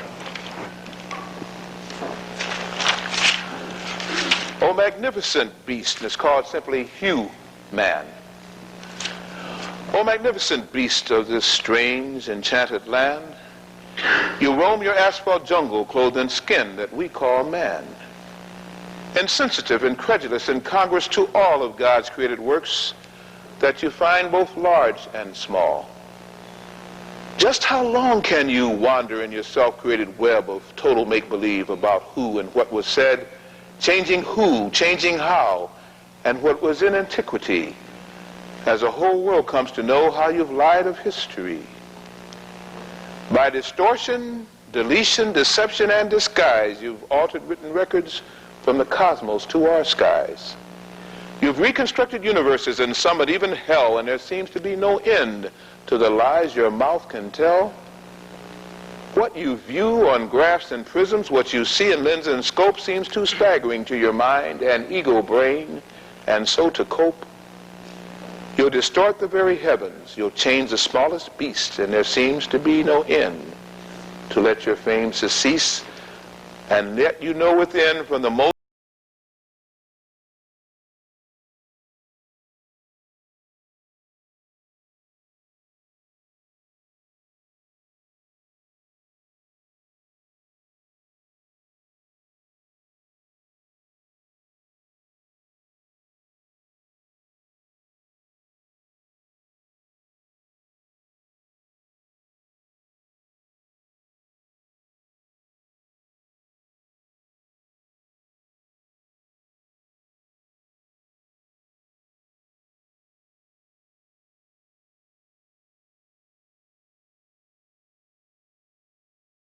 The book Fingerprints of the Gods by Graham Hancock? I'm sorry, Fingerprints of the Gods by whom? Graham Hancock? No, I'm not. Are you familiar with the idea of man pre-existing before the Ice Age at a high development? Yes. Do the dates of May 5th, the year 2000, you were talking about the electrical alignment of the Earth and how the planets are going to line up at that precise time. Do you think there will be some kind of cataclysm at that point? Well, I've heard the date given from the 2nd to the 4th, and now, of course, the 5th. Some are even given the 12th, 2012. I think that sometime in our chronology, there will be alignment of the planets. Our planet will be the only one in opposition to all of the 12 other planets in our solar system, including the Triskaidekaphobia, the returning 13th one. And I think at that time that the pull on Earth will be such that Earth will either be destroyed, and I don't think this planet's going to be destroyed. I think it's just going to cause a lot of souls to just be shunted away. It's going to cause great cataclysms, and it's going to cause a frequency change, as far as I believe. Are you familiar with the Mayan or terminology about 2012, the ending of the fifth sun? Yes. And what are your comments on that? Well, in looking at a lot of the Mayan, and to me, anytime a topographer or geographer says Mayan or historian, they're talking really about Olmec. They just won't use the word Olmec. That the Olmecians knew of the order of the serpents that was coming again here, and that the Mayan calendar, as they call it, the Olmecian calendar, dealt with the Sirius son of Procyon and the orbits of Venus, as they stated. But Venus was only one of the protectorates of the Sirius system of Procyon, Canis B, Canis Major, and Canis B. And that, to me, is a fulfillment of prophecy. It's a time for those souls who still left here that had the bloodline of the gods to come into their own, and a time for Earth to take on a new vibration, complete this vibration. Thank you. Welcome. Hello, Dr. Blair. My name is James. How are you? October 16th of this year, we had the opportunity to go to the Million Man March, and the spirit that I felt at that march, to me, it signified a change that is about to happen. I don't know if it was just for melanin people or not, but I would like to know what your views were about the march. What my feelings were, I didn't understand the last part of your phrase. Right. What my feelings were about the march? Right. Well, appreciate your going there. My feeling is that our group did what we could to protect them metaphysically, because they had given 10.5 months for a very nefarious people in general, and specifically certain Delta Command, to really act against them. That area there is a very interesting area, to say the least. All of Washington is honeycombed with tunnels and caves and everything else. And particularly at that mall and the reflecting ponds that lead from the Washington Memorial and Lincoln, what do they call it there, the obelisk there, to the chambers of the Congress, is just honeycombed. They have what they call psionic and psychotronic machinery, psychotic devices. They have used ELF prolifically throughout the world and could have turned it on those men there. It's a very dangerous time. But it was a time when those men raised their vibrations and consciousness. If you remember there, the Crips in the blood even changed colors. Now, those who understand gang terminology, this was two of the most nefarious gangs in the black sections of Washington, D.C. They came together and grew hands. These men stood for 18 all the way to 2 hours and didn't move. The rains that came before that day ceased that morning and started after they left. These were a terminal time for the United States to remember where it had fallen from, reminding of its melanated carriers of the word, and to stop the falseness. Now, whatever they intended to do covertly, and maybe some of the really hostile, overt acts that are capable of being done by those who have little consciousness, it didn't happen. 4, even the wind gods, the elements, understood when vibrations were raised and understood that this was a turning point. Things were so still there, just amazing, per se, if you would. It was the last warning for the United States government, if it still has representatives of the people and for the people, to take a stand. Instead, we're still following right-wing dictates that everybody knows are wrong, because they can't balance a budget, and they still have pensions that they're denying the aged who have worked hard for them here. As long as a corrupt government leads the people will fall away from the government. Thus, you'll have to have more armies, more nefarious ways of destroying people, and the planetary regime will destroy the planet or destroy those forces even quicker. They're bringing on the destruction of the last vestige of republicanism. And I don't mean republicanism by a party, I mean of a right to rule of the people, the true Republican, the true Democrat. Free people, free choices.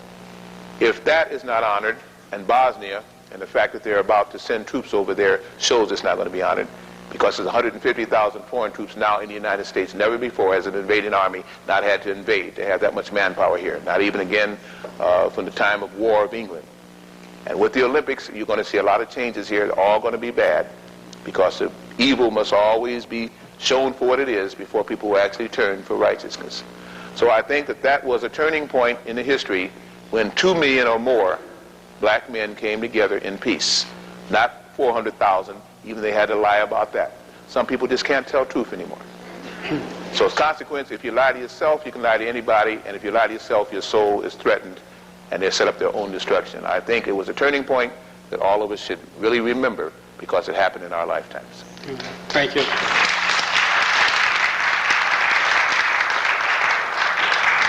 Yes, Dr. Blair, I'd like to welcome you to Portland, and I thought maybe I'd get a chance to ask you this question one-on-one, but it doesn't really matter to me.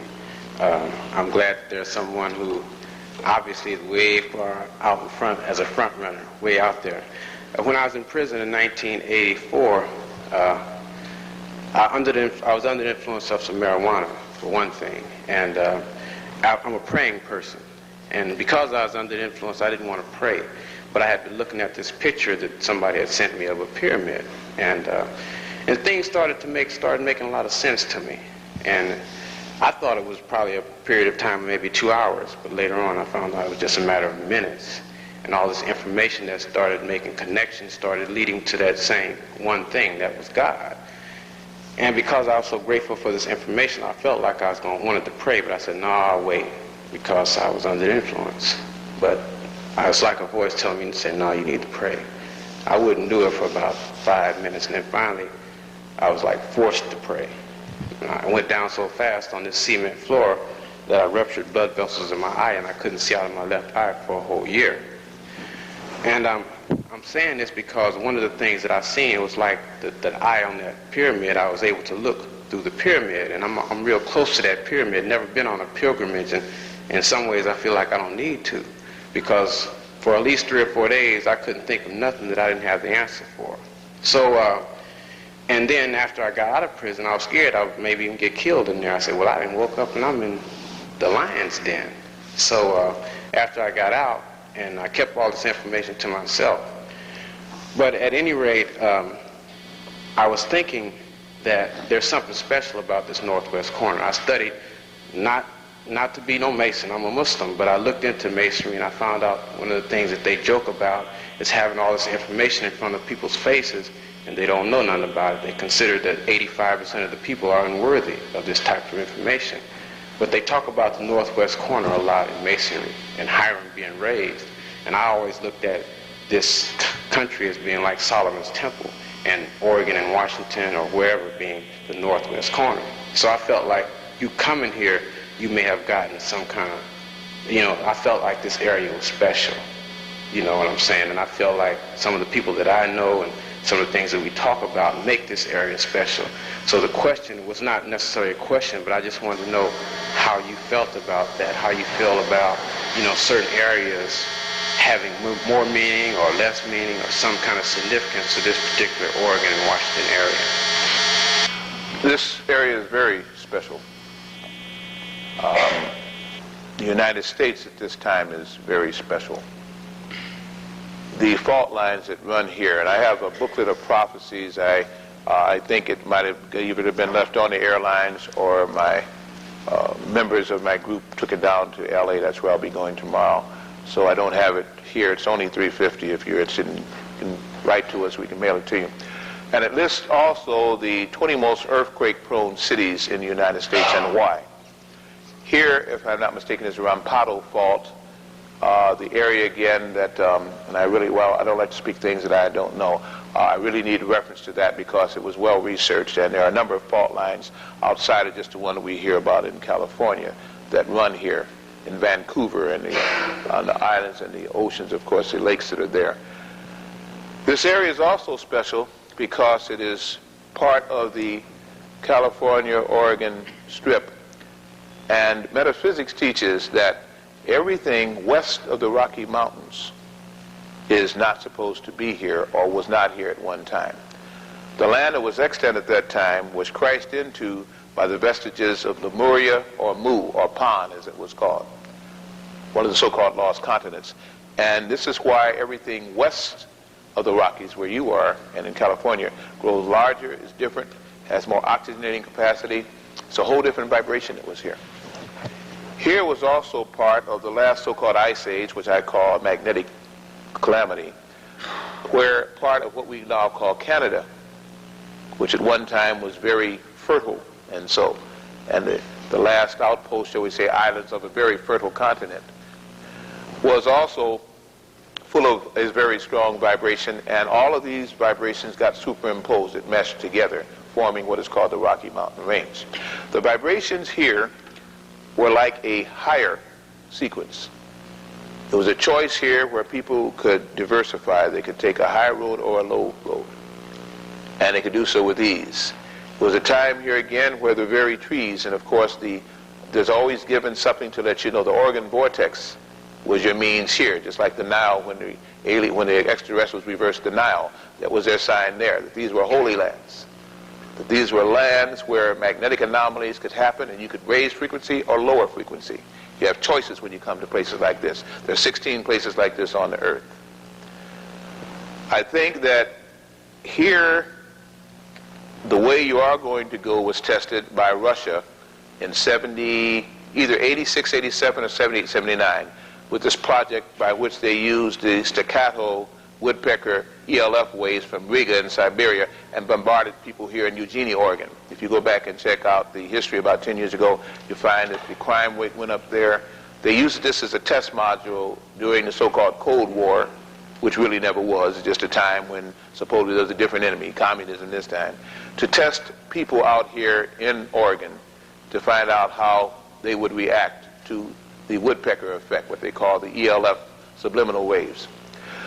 This is a very unique city. This is a very unique state. Right there at Crater Lake, if you listen to the legends of Crater Lake, it says that one of the biggest meteors or spaceships ever was landed there.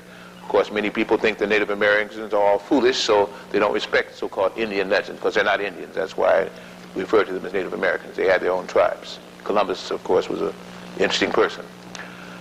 Here at Crater Lake, at Klamath Falls, at Klamath Lake, you have the algae that can hold more oxygen, which can help your soul and your spirit to raise in vibration, because it can raise the blood.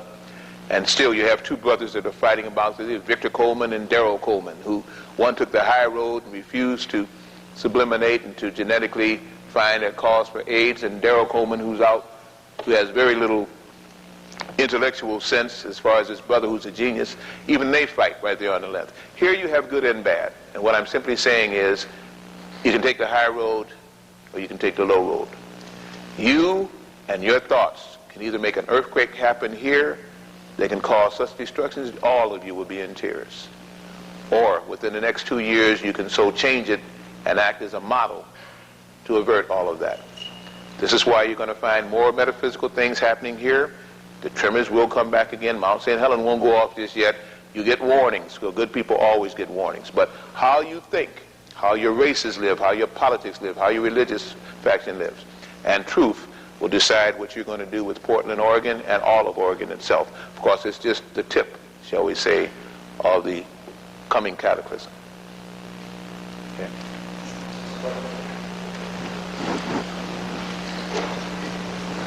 I have a twofold question. By the way, thank you very much for coming here, Dr. Blair.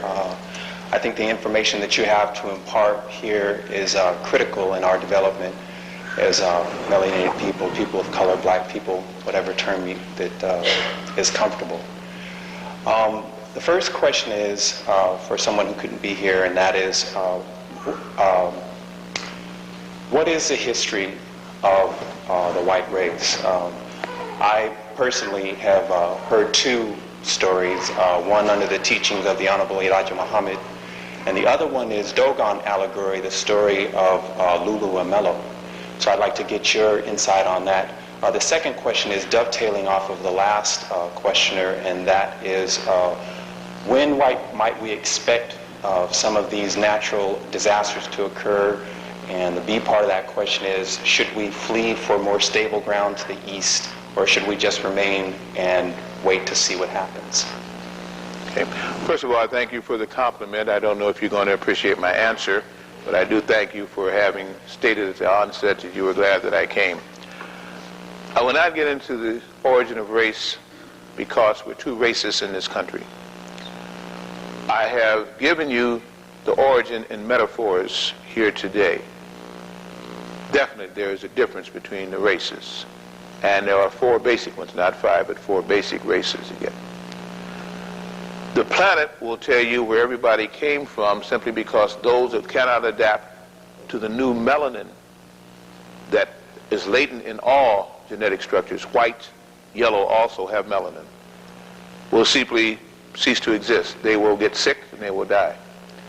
Melanated people, because melanin is very sensitive to drugs and low frequencies, who continue to use the drugs and continue to think negative thoughts, will also die. Melanin is like a channeler, a precursor. Those that have melanin latent in their genes from the Moors, the Moorish invasion of Europe per se, who have melanin because of things that were done some time ago, will find that melanin beginning to take to the fore. They'll be able to tan and not freckle. They'll begin to think under very oppressive radiation waves. And they'll begin to find that there is a soul there that they can call on. Those who had the soul and misused that energy, who were the genetic scientists, shall we say, of the 2,000-3,000 years ago, will find that it does not pay to overstep the bounds also, because what comes around is always worse than what is initiated. I simply will speak this way. The land that all races share upon, which could have been the melting pot, which is the United States, will suffer the worst because it is the one that more was hoped for. And whether or not it suffers here and how soon, again, I repeat, will depend on the vibrations of the people. You cannot lie to the air. You cannot lie to a creator. You can lie to men and deceive all you want, but the vibrations are around you in your electromagnetic field. The vibrations are over a city. The vibrations are over a state. The vibrations are over a country and a nation. And the whole planet can view what is happening from space. The pressures, when you hold things in, when you act nasty, will build up in the earth itself because you're part of the earth. And once you tune to those vibrations, what you do will immediately go to the ninth power. So I simply say, how soon? Depends on the vibrations of the people. There are whole groups of so-called psychics and so-called metaphysical groups that are constantly meditating and praying to dissipate that buildup of energy through the tunnel systems, to dissipate the energy from the inner sun. We didn't even talk about that, the soul of Earth, and have it to make frequency with Procyon and with our own sun in peacefulness without building up pressure. There are whole people that are trying to rise above racism and religiosity into this true spiritual vortex that is from the Creator. And I simply say that you choose for yourself. If it continues as it's going now, with the elections in '96, and a right-wing, very unfeeling, negative, mind-controlled Congress continues to do what it's going to do, it'll happen in '96, it'll be devastated by '98. But we have until, as was pointed out, either 2005, 2012, 2002, anyway, in a very short time, a combination of celestial bodies where pressure will be put upon the earth to stand alone or come into the Federation. And I simply say that choice you're making with each passing day, with each passing hour, every time you think, and you think beneath the dignity that you should hold as a soul creature. I can't tell you when it will happen, but I say it could be very, very soon. I would like to take a moment and allow myself for you to read my mind and my soul. And so I'll keep a moment of silence and allow that to happen.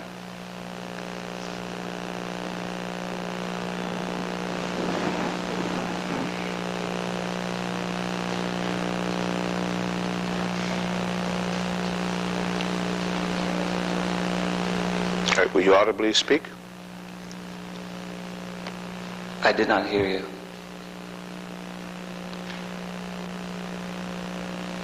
Can you repeat what you said? I said, would you Continue. audibly speak? Yes. Well, I come from the region of Transylvania, and I've been here about 13 years. And there's certain experiences that I went through that I do not want to talk about in this place. But I've heard a lot of things that you are mentioning about alien beings and forces and names and history and civilization and so forth. And I think a lot of it's over my head, because I do not have the same information you have, and those names don't really mean much to me. And maybe I can speak for a lot of other people who don't know those things. And I want to ask you, what do you think about changes that are not necessarily on that scientific plane that are taking place within people's hearts, transformations that we now can recall back? Spiritual enlightenment has become part of our everyday language. And what is your thought or view on people like or embodied beings like Buddha or Christ, or people who have reached a certain experience that can share that with us, that we can no longer be blind? And I think that I would like you to leave something with us of that meaningful and powerful communication that we can take to our homes, we can take to our community. I respect your deference, but I believe that you fully understand. As far as meditation and prayer, I think all of us should be doing that constantly. But it says also to act as well as pray. It says also to meditate and to effect change on a daily basis. I speak in workshops and say everybody should go into meditation at least a half an hour each day, spent with themselves, away from TV and loved ones and hated ones and everything else, just to begin to find out who they are, because it all starts with self. As you well know, there are shapeshifters. There are those who have made pacts and agreements with alien beings, and they exist already under the very grounds on which we speak, and in other areas, in the Transvaal, in Pennsylvania, Transylvania, in the Carpathian Mountains, Caucasoid Range, out in Nevada, Utah. They've always been here, and as long as this planet was created for the specific purpose it was, they always will. But you don't have to follow them. You will come under the rule of the Almighty Creator in one form or another, and each individual must find his own truth, regardless of mama, daddy, societies, nefarious as they are. What we have here now is a time for each person with the soul vibrations, whether they learned it on this planet or came here with it, to go back to the source of truth, or you can't get away with it. There will be a change. Nobody can sit on the fence. One way or the other, one side will rule. I serve the powers of the light. I will stay that way. Anybody who wishes to meditate and bring out their best side, that is their choice. There's still time for choices. There's power in negativity and immediate rewards, and also immediate justice for some, which they're going to beg for mercy. For the worst condemnation that a creator could give would be to put all of those who feel that power and follow the serpent together with nobody else for them to counteract with except themselves. That is justice. Let's hope that those who follow that receive mercy. Yes. Dr. Blair, welcome to Portland. I would like to ask you a question about an experience that I have been having since the mid-60s and have been very reluctant to share with anyone to hear, negative thoughts. But what does the change that's going on now, what part does that have to play in a person's experiencing what is known as astral projection or out-of-body experience? That's my question. Most of us, or a lot of us, I feel we understand fully astral projections. I'm not sure we all do. Yeah. But the astral or star plane is simply the sun plane. It's the soul plane. It's the ability to find out who we really are and be able to make contact with those energy forces in the universe, in the cosmos, in the solar system that are not bound to this planetary existence. It is our divine birthright. As many are teaching now, the raising of the Merkaba, the Ka and the Ba, the soul and the spirit, to the Mer of fluid emanations, the mind of the Creator, and flowing wherever the Creator creates, on whatever vibration is necessary, reforming a physical body if you want, or whichever, has always been that is given to the privileged few who know that the Creator's existence creates all things. For those who get locked into the physical, and one way of getting locked in there is to go to the extremes that I just noted, where you actually begin to try and destroy that you cannot create, which means a direct thwarting of the Creator himself or herself. Then, of course, they get locked into the body, and they suffer physically because physical is all that they know. And they drive the stakes into the ground and chain them to that very planet. They have no sun existences, they have no dark hole existences. They simply are then physical. So I think the term astral projection is just one of the many overused terms, cliched, badinaged, to the point that it simply means that we are not the body, those who have souls, and the light can shine through even if it's astral at night through the binary, the pineal pituitary binary. Thank you. Welcome. Welcome to Portland, Dr. Blair. Morning. I'm concerned about the little grays and the reptilians. As far as being the fallen angels, can you elaborate a little bit on that on the metaphysical level, please? Well, in the term limited as I am of the fallen angels, we speak not just to a person, but to a group of angels of the arcs of energy that surround a universe and individual solar systems, and that they chose to disconnect from the light and chose to begin, as Lucifer, the shining one, to create their own energies, their own light force, and to have people worship, and again, for power. So once that fall took place, then others could fall, and laggards could be sent here from other systems where they had proven that they were not good enough to go on, for a final showdown and chance. And that once these laggards were accepted here, and once the temples of the white light couldn't do anything with them, as they turned even against the gods themselves, as they were called, that we've had a problem here. And therefore, all the very negative forces could then concentrate on 21 such planets like this to bring about whatever had to happen.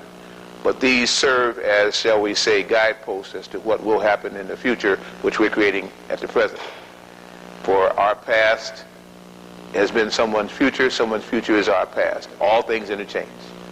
Here, the privilege of seeing what fell can rise may be what we can bring about. If not, then as those who fell from grace, from the higher vibrations, from the 7th and 6th and 5th dimensions, they'll manifest here and find out what it's like to go backwards and become just third dimensional all over again for what would seem to them forever.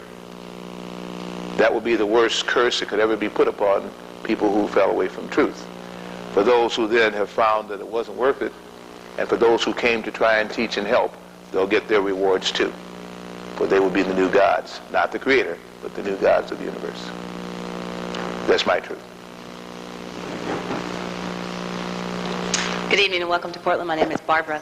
I don't know if you're familiar with the meteor shower that's been happening over the city of Mexico for probably a 90-day period. I caught like a 10-minute excerpt on a cable network, and they said that the national networks would not cover it. Number one question about that, if you do know about it, what do you think the significance is of that? Number two, does it have anything at all to do with the Olmec society which dwelled in the southern tip of Mexico? And number three, might that have anything at all to do with what the natives believe would have happened anyway? For instance, those so-called statuettes or statues on Easter Island that were supposed to have been mobilized at one time in robots. Once a year, the natives down there dress up in these costumes that look like our space uniforms, and they say that people are coming back, their gods are coming back. Is this all related? Does it have any significance at all? And why has it been underplayed by the press? I'm glad you didn't have many questions. This is the first female question, so I'm making up for all those that did stand up. The latter part I'm not even going to speak to, but I'm glad that a female asked the question. I think, like my psychology professor used to answer me in school, yes, yes, no, no, right, and by. And it would frustrate me no end until I begin to also be able to play that kind of a mind game. I don't like to play games anymore. I think simply that the Easter Island monolith, or the tip of the felled mu or pond, where they were still constructing these things to ship them across to their satellites and divisions throughout the earth, that the meteor shower I've heard something about, not in detail, but there have been many meteor showers which are nothing but incoming spaceships, if you would, and laboratory ships, much as was shown in Close Encounter of the Third Kind. They send these things to test and to sample and to let them know what's happening. We're sending them, or someone else is sending them? We're not sending them. Oh, okay. The United States, if you mean we, has a whole fleet of electromagnetic sources, if you would. They have beam weaponry. Even at the time where they recruit money for it, they already have it. They have cloned the little grays. They really have advanced technology. The only really thing, they weren't able to build Avro cars or alien vehicle, what they call it, ordinances that could shoot at the same time through this electromagnetic field, because they only have an electrical field. So they taught them just enough to get them in trouble, but they could still shoot them out of the skies, and they couldn't shoot the aliens out of the skies.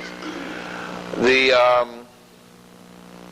energies here are, again, as I think I tried to say before, maybe not too well, I'll try again, that all of these things will take place. Alien or extraterrestrial vehicles, changes in vibrational rates and storms and things along this line, hiding by Reuters and ANP and UPI, and some things that are said, but people will read it, but we won't believe it. These are happening not only because the Olmec saw it happen, because the Dogon saw it happen, because the Tuareg saw it happen, because the Seljuk saw it happen, because the Maui Islanders saw it happen, but because locked still in these people are souls that wish to reconnect. They continue to bring in the light. Others are growing toward the light that they're bringing in, and it will be made so clear as to what's bad and negative and what's good and positive, or positive and negative should be variances that everybody will be able to choose. These are only signs for what we would call second coming, the revision, the revitalization, wormwood, whatever you want. It just shows that a time of change is very near. And these are the signs that kind of precourse that change. Thank you. You're welcome. Welcome to Portland, sir. Thank you. I need to know, I was traveling, coming from Pakistan, and I experienced something that was remarkable. What happened was, there was a high-pitched sound that really bent me over, but as I looked around, nobody else was affected. I've had other experiences where I hear high-pitched sounds, but, you know, nothing that devastating. I was wondering if you might be able to elaborate on it, if you had any knowledge of it, or... There are many sounds that are going about. Some are called the Tao's hum. There is what is called the International Geological Hemispheric Program. It's through the Bering Straits, so some refer to as the Bering Straits Project. It is a project using what they call moles, M-O-L-E, and not the underground CIA implanted moles, the people who are, again, sublimated and carrying out bad dictums, but more to what is called the molecular organizing laser equipment, which are digging holes. They started off going maybe about 6 foot every day, and now they're able to make such rapid progress that it's even frightening to them. A lot of people were destroyed, their minds ripped asunder, and their souls even shattered using that kind of electromagnetic device, but nevertheless they're using it. And it is a part of digging out the holes underground, connecting with many of the underground cities, from Pashot to Gartha. Of course, they don't go into Gartha, but they will use what they call cavern worlds. And they're trying to re-enlarge these places to hide people from the surface when the so-called cleansing takes place. They are utilizing the existing tunnels from Agartha to Shambhala to Posai to, there's a couple of, I can't even remember the names now, but there are just many, many cities and tunnels. The earth is honeycombed with them. So underneath these western areas, these vibrations of these tunnel borings are, of course, driving people nuts per se, because they're using frequencies that are very bad for between the heart decibels and the brain frequencies, and many people are disturbed by them. So as they continue this project to enlarge, to renovate, if you would, and to bore in from the cities that now exist, since they are not allowed to sometimes use the existing chasms, into these big tunnel ways by which they can circumvent the earth and hopefully hide there as they have before and as they think they can do again. It won't work, because the soul of earth this time will put out vibrations that will collapse those tunnels and will send such resonances through them that they'll go mad there too. But as any other person who won't conform and thinks that they are the creator, they will have to suffer their own ignorance. Good evening, Dr. Blair, and welcome again to Portland, Oregon. I have a two-part question that I would like to get answered about the sun. And the question is, the sun that we look at, is it really the sun, or is it a reflection of a bigger sun in the universe? And also, is there a sun up under the ground, and if it is, will you please elaborate on it? The sun, as I understand it, is only a reflection of other chakra centers in the minds of the various gods leading to the creator. The chakra systems in this planetary universal individual must align.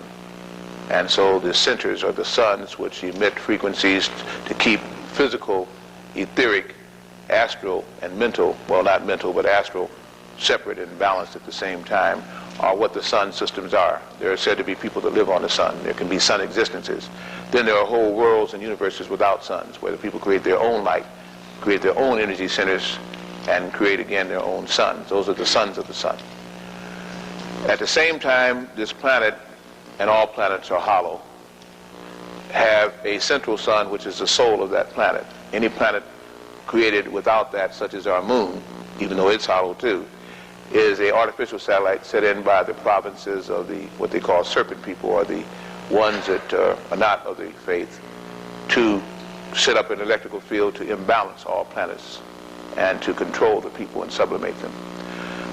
The soul of Earth, which is very vibrant, has received this new energy and is expanding. It's setting up a corridor, a vortex of the many vortexia that are around planets to allow those of the light to return. Before, it was just like reaching into a cesspool, and they couldn't take the vibrations, or they wouldn't incarnate to go through that kind of thing just to help out when the people in turn were not ready to be helped. Now that there's so many incarnating that are ready to be helped, that corridor is once more opened. It was opened between 43 and 83 with the Philadelphia experiment.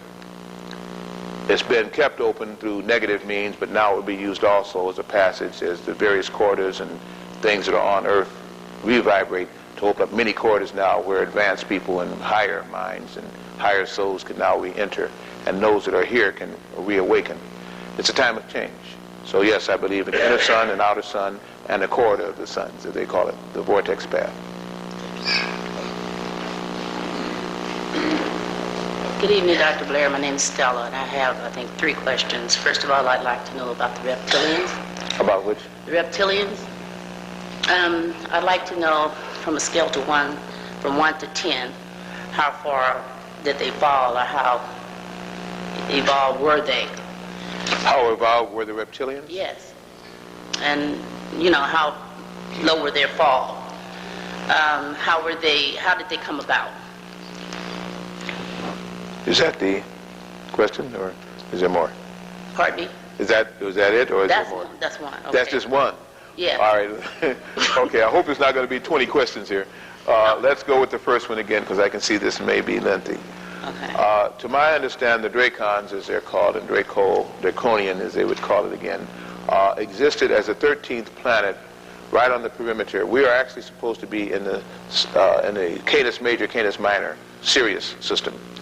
Since Orion is very close in the southern hemisphere, they had a lot of negativity to what was called the Unholy Six and the Orion, the Pleiadians. If you read Barbara Marciniak's books, she has a very good explanation, except that she has bought them, except when she came back with Earth the Living Library, which she finally says they're admitting that they have control now, that they are losing, because they've now got to go back into their past to correct our future. So they found, like everybody else, you can only get away with it for as long as for a limited time. But the energies that come in enable a whole group of people called dinoids and reptoids, who, because of the way they looked and the need for a more icy, a colder vibration, looked down upon the warm-blooded laggards, again, and the crossbreeds, as they call them here. They also could serve the universal prime creator. They also could serve first cause. But because they were so advanced and put here first, instead of realizing they now could fall further, they felt again that they should now have direct control and that humanoids should worship them. They found out that there was a power greater than them, and so instead of fighting that power, they returned, now discouraged, to go back to the old climes. But this time that's going to change too now. So yes, they're here. Yes, they do exist. Yes, they did have a whole lot of say-so on Earth. They no longer will have. They will try, though, and they're on their way back. Okay, that's number 1. Number 2 is I see spirits quite often. Some of them are dark shadows, some of them I can make out.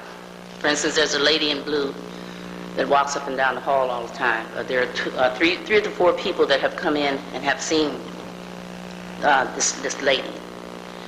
Things have ended up being knocked off of the pictures have been knocked off my walls. And one particular one I saw peeking from behind the drapes was just a tall, dark figure. And when I stepped over toward it, it just jumped back and disappeared. I would like to know, what do you think these spirits are all about? It's not too high of a spirit. I don't think the dark one is. I'm asking your opinion, of course. But the lady in blue, she hangs out in the second bedroom. And I mean, you can feel her energy when you walk into the room. Just like you're being electrocuted, but lightly, like little needles sticking in your body. That's number 2. Now, how do you remove them? How do you remove We will stop with 3. How do you In deference remove and them? respect to you, after 3, that will be the end of it. What you need is a personal consultation, which I will give you tomorrow, given the time.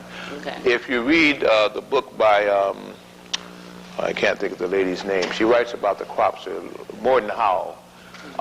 She has a very excellent breakdown of different types of aliens, or at least what people are considering aliens, including the blue lady with the blue electromagnetic field, the yellow creatures, and again, all of these. We're at a time now where we're finding, like, as I say again, we're in what we call a frequency, and it's not a vacuum. These frequencies, as long as they don't cross, can all exist separate but equal. Anomalies come when these lines of force, these crests and troughs, cross.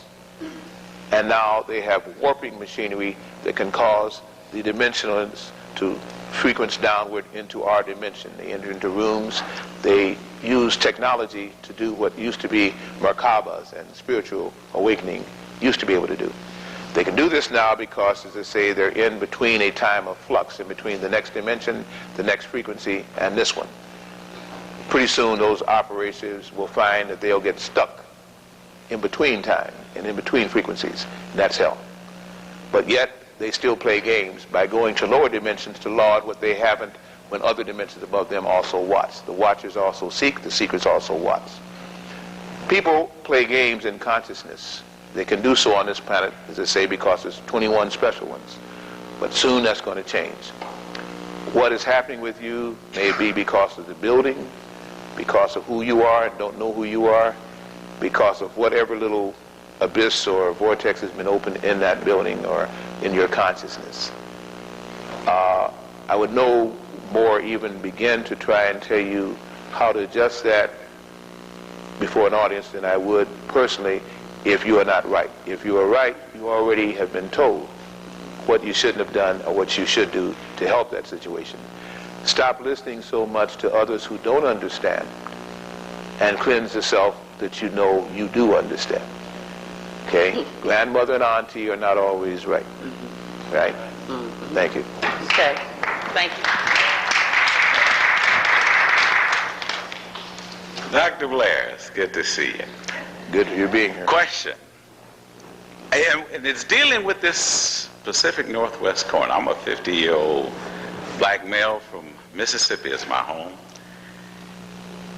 And no place has I ever seen. And maybe you can tell me, or maybe you can give some generality of what's happening as far as the signs, but this love affair of the white man and the black woman and the black woman and the white man, and this mixture, is this a good thing that's happening? Or I only see it here in this Pacific Northwest more than any other place. I don't understand it, and it boggles. We've been wrestling with this thing. Groups of us get together and we try to just understand this. What's happening? That this, it seems like a love affair that the black man has for this white woman, or but yet the relations as far as the black man and the white man look like it's separating. But this mixing and this intermixing, it's just boggling to my mind, brother. And maybe if you can give some clarity or some insight to what is really happening here. And I'm saying the Pacific Northwest up here because I don't see it other places as prevalent as I do here. And if I'm sounding crazy, just tell me to shut up. But it seems like that's what's happening. And I've talked to other people, and it seems like they're saying the same thing also, that up here that it's more prevalent. And maybe you can give some insight on that for us. Well, first of all, you listened to me for 3 hours, so we won't even talk about what's crazy and neurotic or what's psychotic and not. Secondly, species now and the kind of souls that want to enter into those species bodies are back here for certain reasons. There are no weak souls being born now.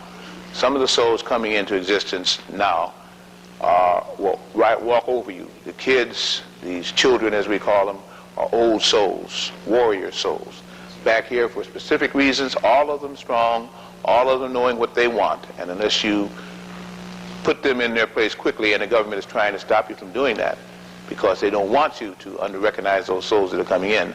They will open the floodgates for every negative thing, or they'll come and fight every negative thing tooth and nail because they're the last ones to come back. They are the strong ones. They are the strongest. Now, and I could go on that about drugs and why they allow them to have and what this does to melanin and all like this. Let me go directly to your question without equivocation. We enter into either male or female bodies. Our hormone supply may make us homosexual. We still have preferences, whatever body we find ourselves in, simply because we are the strong old souls. There are relationships that have been set up that what we now call racially have nothing to do with race. There are old and young people that will come together because there's true love and a true graduation of that soul competent together. There are white people that will see black people with hate, and there are black people that will see white people with hate, and there are white people that see black people with love, and black people will see white people with love because they're going to look into their souls. You must understand that whatever you love or hate, you draw to you in the next incarnation. If you don't believe in reincarnation, that's not my fault. Let me also say that what must be justified and done or undone will be done in this lifetime or the next, and that's all we're going to get. Everything else will be settled on the spiritual soul plane, and there'll be wars in the heavens as there were before. If we can understand not to judge but to live your own life fully, then you understand finding love in any form, in any race, is a very harsh undertaking on this planet, and you're blessed if you can find it. If these people are so moved to even take the racism that exists in this country and still try to get together, God bless them. Let me say that their own souls will suffer and their physical bodies will suffer simply because they have come to a racist planet in one of the most racist countries on the face of the earth. This state is only a microcosm. I see it in Chicago. I've been to New Jersey. I've been to New York. I've been to Philadelphia. I've been to Texas. It's happening all over. It's not just here. You think it's here. It's not just here. The female wants to give birth on this planet, and it's through that channel and through that womb that the new people come in. The white woman is drawn to the black man because of the vibrations of melanin and the fear that what she's giving birth to will not be able to survive in the new age. At the same time, it can survive and will survive, but not as an Earth surface person. To stay on the surface, you must have melanin. Men have always fought over women when women have been short and the sexual exchanges have been cut back. There's a man for every woman and a woman for every man. We're told that women outnumber the men on this planet. That is not true. But the men do liquidate themselves in wars much faster than women do. What the vibrations now are saying, take whatever body you want for your soul vibration to finally find truth in this dispensation. And when you can understand that the teachings were, and I know many people will not like what I'm going to say, but many people have not liked a lot of things that I've said. The soul will enter into a body near an end age that can invest, learn from, and get things straight with. I can't put it any more simplistic. And souls can change bodies, and whatever you hate or love, you must enter into in order to learn why you hated or loved it. That's why it's good to stay in the middle pillar, the middle path, not get too much in love or too much in sex or too much in anything, but find your path of righteousness and the path of spirituality. There are black people who hated white people that are now incarnated as white people on this planet. Mark my words, I'm talking about planet Shan, not Terra, Earth. There are white people who hated black people that are now incarnated as black people, and that's why when these souls now will not stand for injustice, it's because they have had lifetimes of living outside of that fear and that kind of degradation. It's a time of truth. Souls have no colors. People do. If you can't learn when you're in the body, you have to experience it again. And new birth will come in, and woman still wants to preserve the best channel for her soul offspring. That's the best I can tell you. Good. Thank you. You're welcome.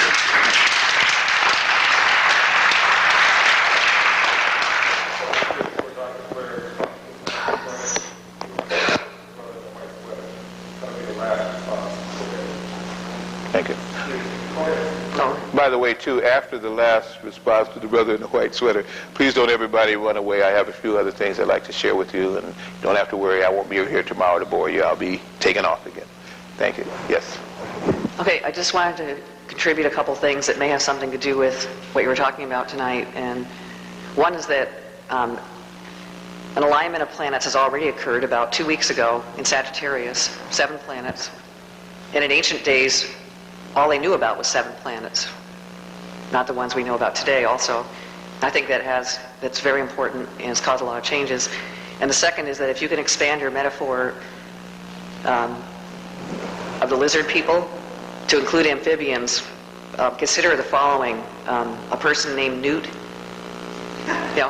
Just thought I'd throw that in. Okay. Yeah. Yep, Newt Gingrich. Yeah, you're right. You said it. I didn't. It's my belief that we have a 12-planet system. They've already, on Apollo 15 and Apollo 14 and Apollo 13, discovered the 10th one. And in the House papers circulated amongst the august, the British Astronomer Royal and all this kind of stuff, they're talking about it. They even have photographs of it, but of course they're still not. I state that the systems are always in 12, and it's the 13th that sets the anomaly. We're about to get that 13th back again, and that's why there will be an instability, and any unstable atom must, of course, change. So even though they're bad, they're serving a good purpose too, because it's a time for the change. I guess the other one I already kind of spoke to. A newt is a newt by any other name. It's still a newt. Not a neuter, though, huh? Yes. Good evening, Dr. Blair. I've learned that dimensional change goes from the 90 degrees at the right angle and to a perpendicular line to go from the second to the third dimension. You've been speaking of dimensional changes through frequencies and vibrations. How do you will you explain that? How do the frequencies and vibrations and a right angle meet for dimensional change? Right angles to the Socrates triangle, and again sacred geometry, and so on and so again. Let's just say, without trying to get into superphysics, which I don't even think I'm capable of doing, that time is, dimensions are, frequency is also. If we think of there being a first cause, I can't begin without a beginning, so I have to just accept a premise. My basic premise being first cause, which I refer to as universal prime creator, because all the other names I heard, I don't know if they're true or not, so why give it a name? But there is a first cause for my truth. With that premise as a basis, let us build from it. From that consciousness of totality expanding in all directions, it must form a circle somewhere along the line. When all vibrations and rays catch up with each other. That parameter then will be what is called the known, have developed from the unknown or first cause.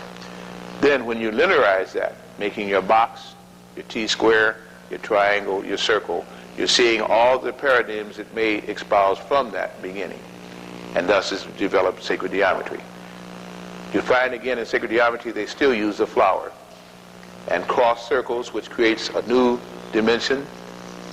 Linear persuasion only falls in with the tree of life.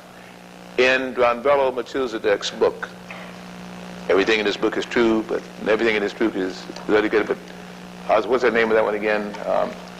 Anybody read that book? Everything in this book is true, but it's exactly the way things are, something like this. But anyway, in sacred geometry, they show you the million-petaled locus, 1,001-petaled locus again, if you would, with the million different differentialities, and after that, we've already changed octaves. When you're using linear concept, then you're using flatlining or one-dimensional. When you use, again, as they teach in geometry and so, to get in the inner lines, and you can begin to connect them and shade them, and you begin to get depth, and then width, and then breadth, and so on again like this. All I'm trying to say is, if we think of it in a more simple term for a person like me, that there is universal mind and then fluctuations within it. And as the mind fluctuates and then it gets on far enough on the tangent, ego becomes the anomaly, which then seeks to find out where it came from, and before it goes back, wants to affect change. And then ego stems from that, and pretty soon you have differentiations on that one line. I simply think that we're in somebody's mind, that the frequencies of that mind are infinite, and as we change our frequencies, we experience just for infinite time, that reality which we call life. That when we get tired of that game and play, we can't cease to exist because we didn't think ourselves into being. We were part of, again, the equation of night and day, rest and breathing and yin and yang and so on again like that. The aerodynamic, again, corollaries that go with that. I simply say that sacred geometry is true. The sacredness of the mind is true. The trips of the soul and divisions of the soul are true. And the being able to call it all back together is also true. So I think it's just a time when we went out on the exhale, and now it's time for Brahma to call it back in again. Because Brahma can be a million different names. Thank you. Well, I brought with me a number of products. Some of you are aware of the Meta Center, in which I'm director in Chicago, and have called for our tapes. We have a lot of video and audio tapes. We have a number of health products which we hope will help you to become better souls. And also we have a lot of oxygenating products which will help you to kill off a lot of the anaerobic viruses and bacteria, even down to silverloid and aurum and gold, which will raise your blood rates and stop these things from having homage in your home, which is your temple, which is your body. We also have brain products to help you to concentrate memory, avert Alzheimer's, which is nothing but aluminum poisoning and radiation poisoning, and many other things that supposedly they can't solve that they well know they can. We can cure the common cold. Okay? That's one of the easiest things to cure. The point is, again, if you can raise your vibration, get rid of the mucus from animal and dairy products, and again put oxygen into the body so that the higher self can begin to live, your vibration of your blood will change and everything else about you will change, and that is below you cannot exist within you. Also, you must make up your mind that that's the mind that you want to affect, and you can't be changed and swayed by lower vibrations, people's words and everything else. You have to stick with what you're going to do. But at least we can help you to raise the vibrations internally to maintain that hopefully your mind will have. Because of that, when I said 3 minutes, I have products here that can do those things for you. And on the table are oxygen products called Genesis 1000. On the table, again, are brain products. We have it called Brain 3. On the table are what we consider one of the best multivitamin mineral tablets around. On the table is hydrogen peroxide for those cuts and infections, and 35% food grade, not the 3% that you get in the stores. And on the table, of course, are ginkgo, which help again to raise your energy and hold the energy once you've raised it up with the Mary Oxycosanol and Duraplex and many of the other things there. We have a whole list back there of products with just a brief description by heading. We have products for stamina. We have products for sexual activity. We have products for mental activity. We have products for the immune system, products for stress, products to help conserve the myelin sheath.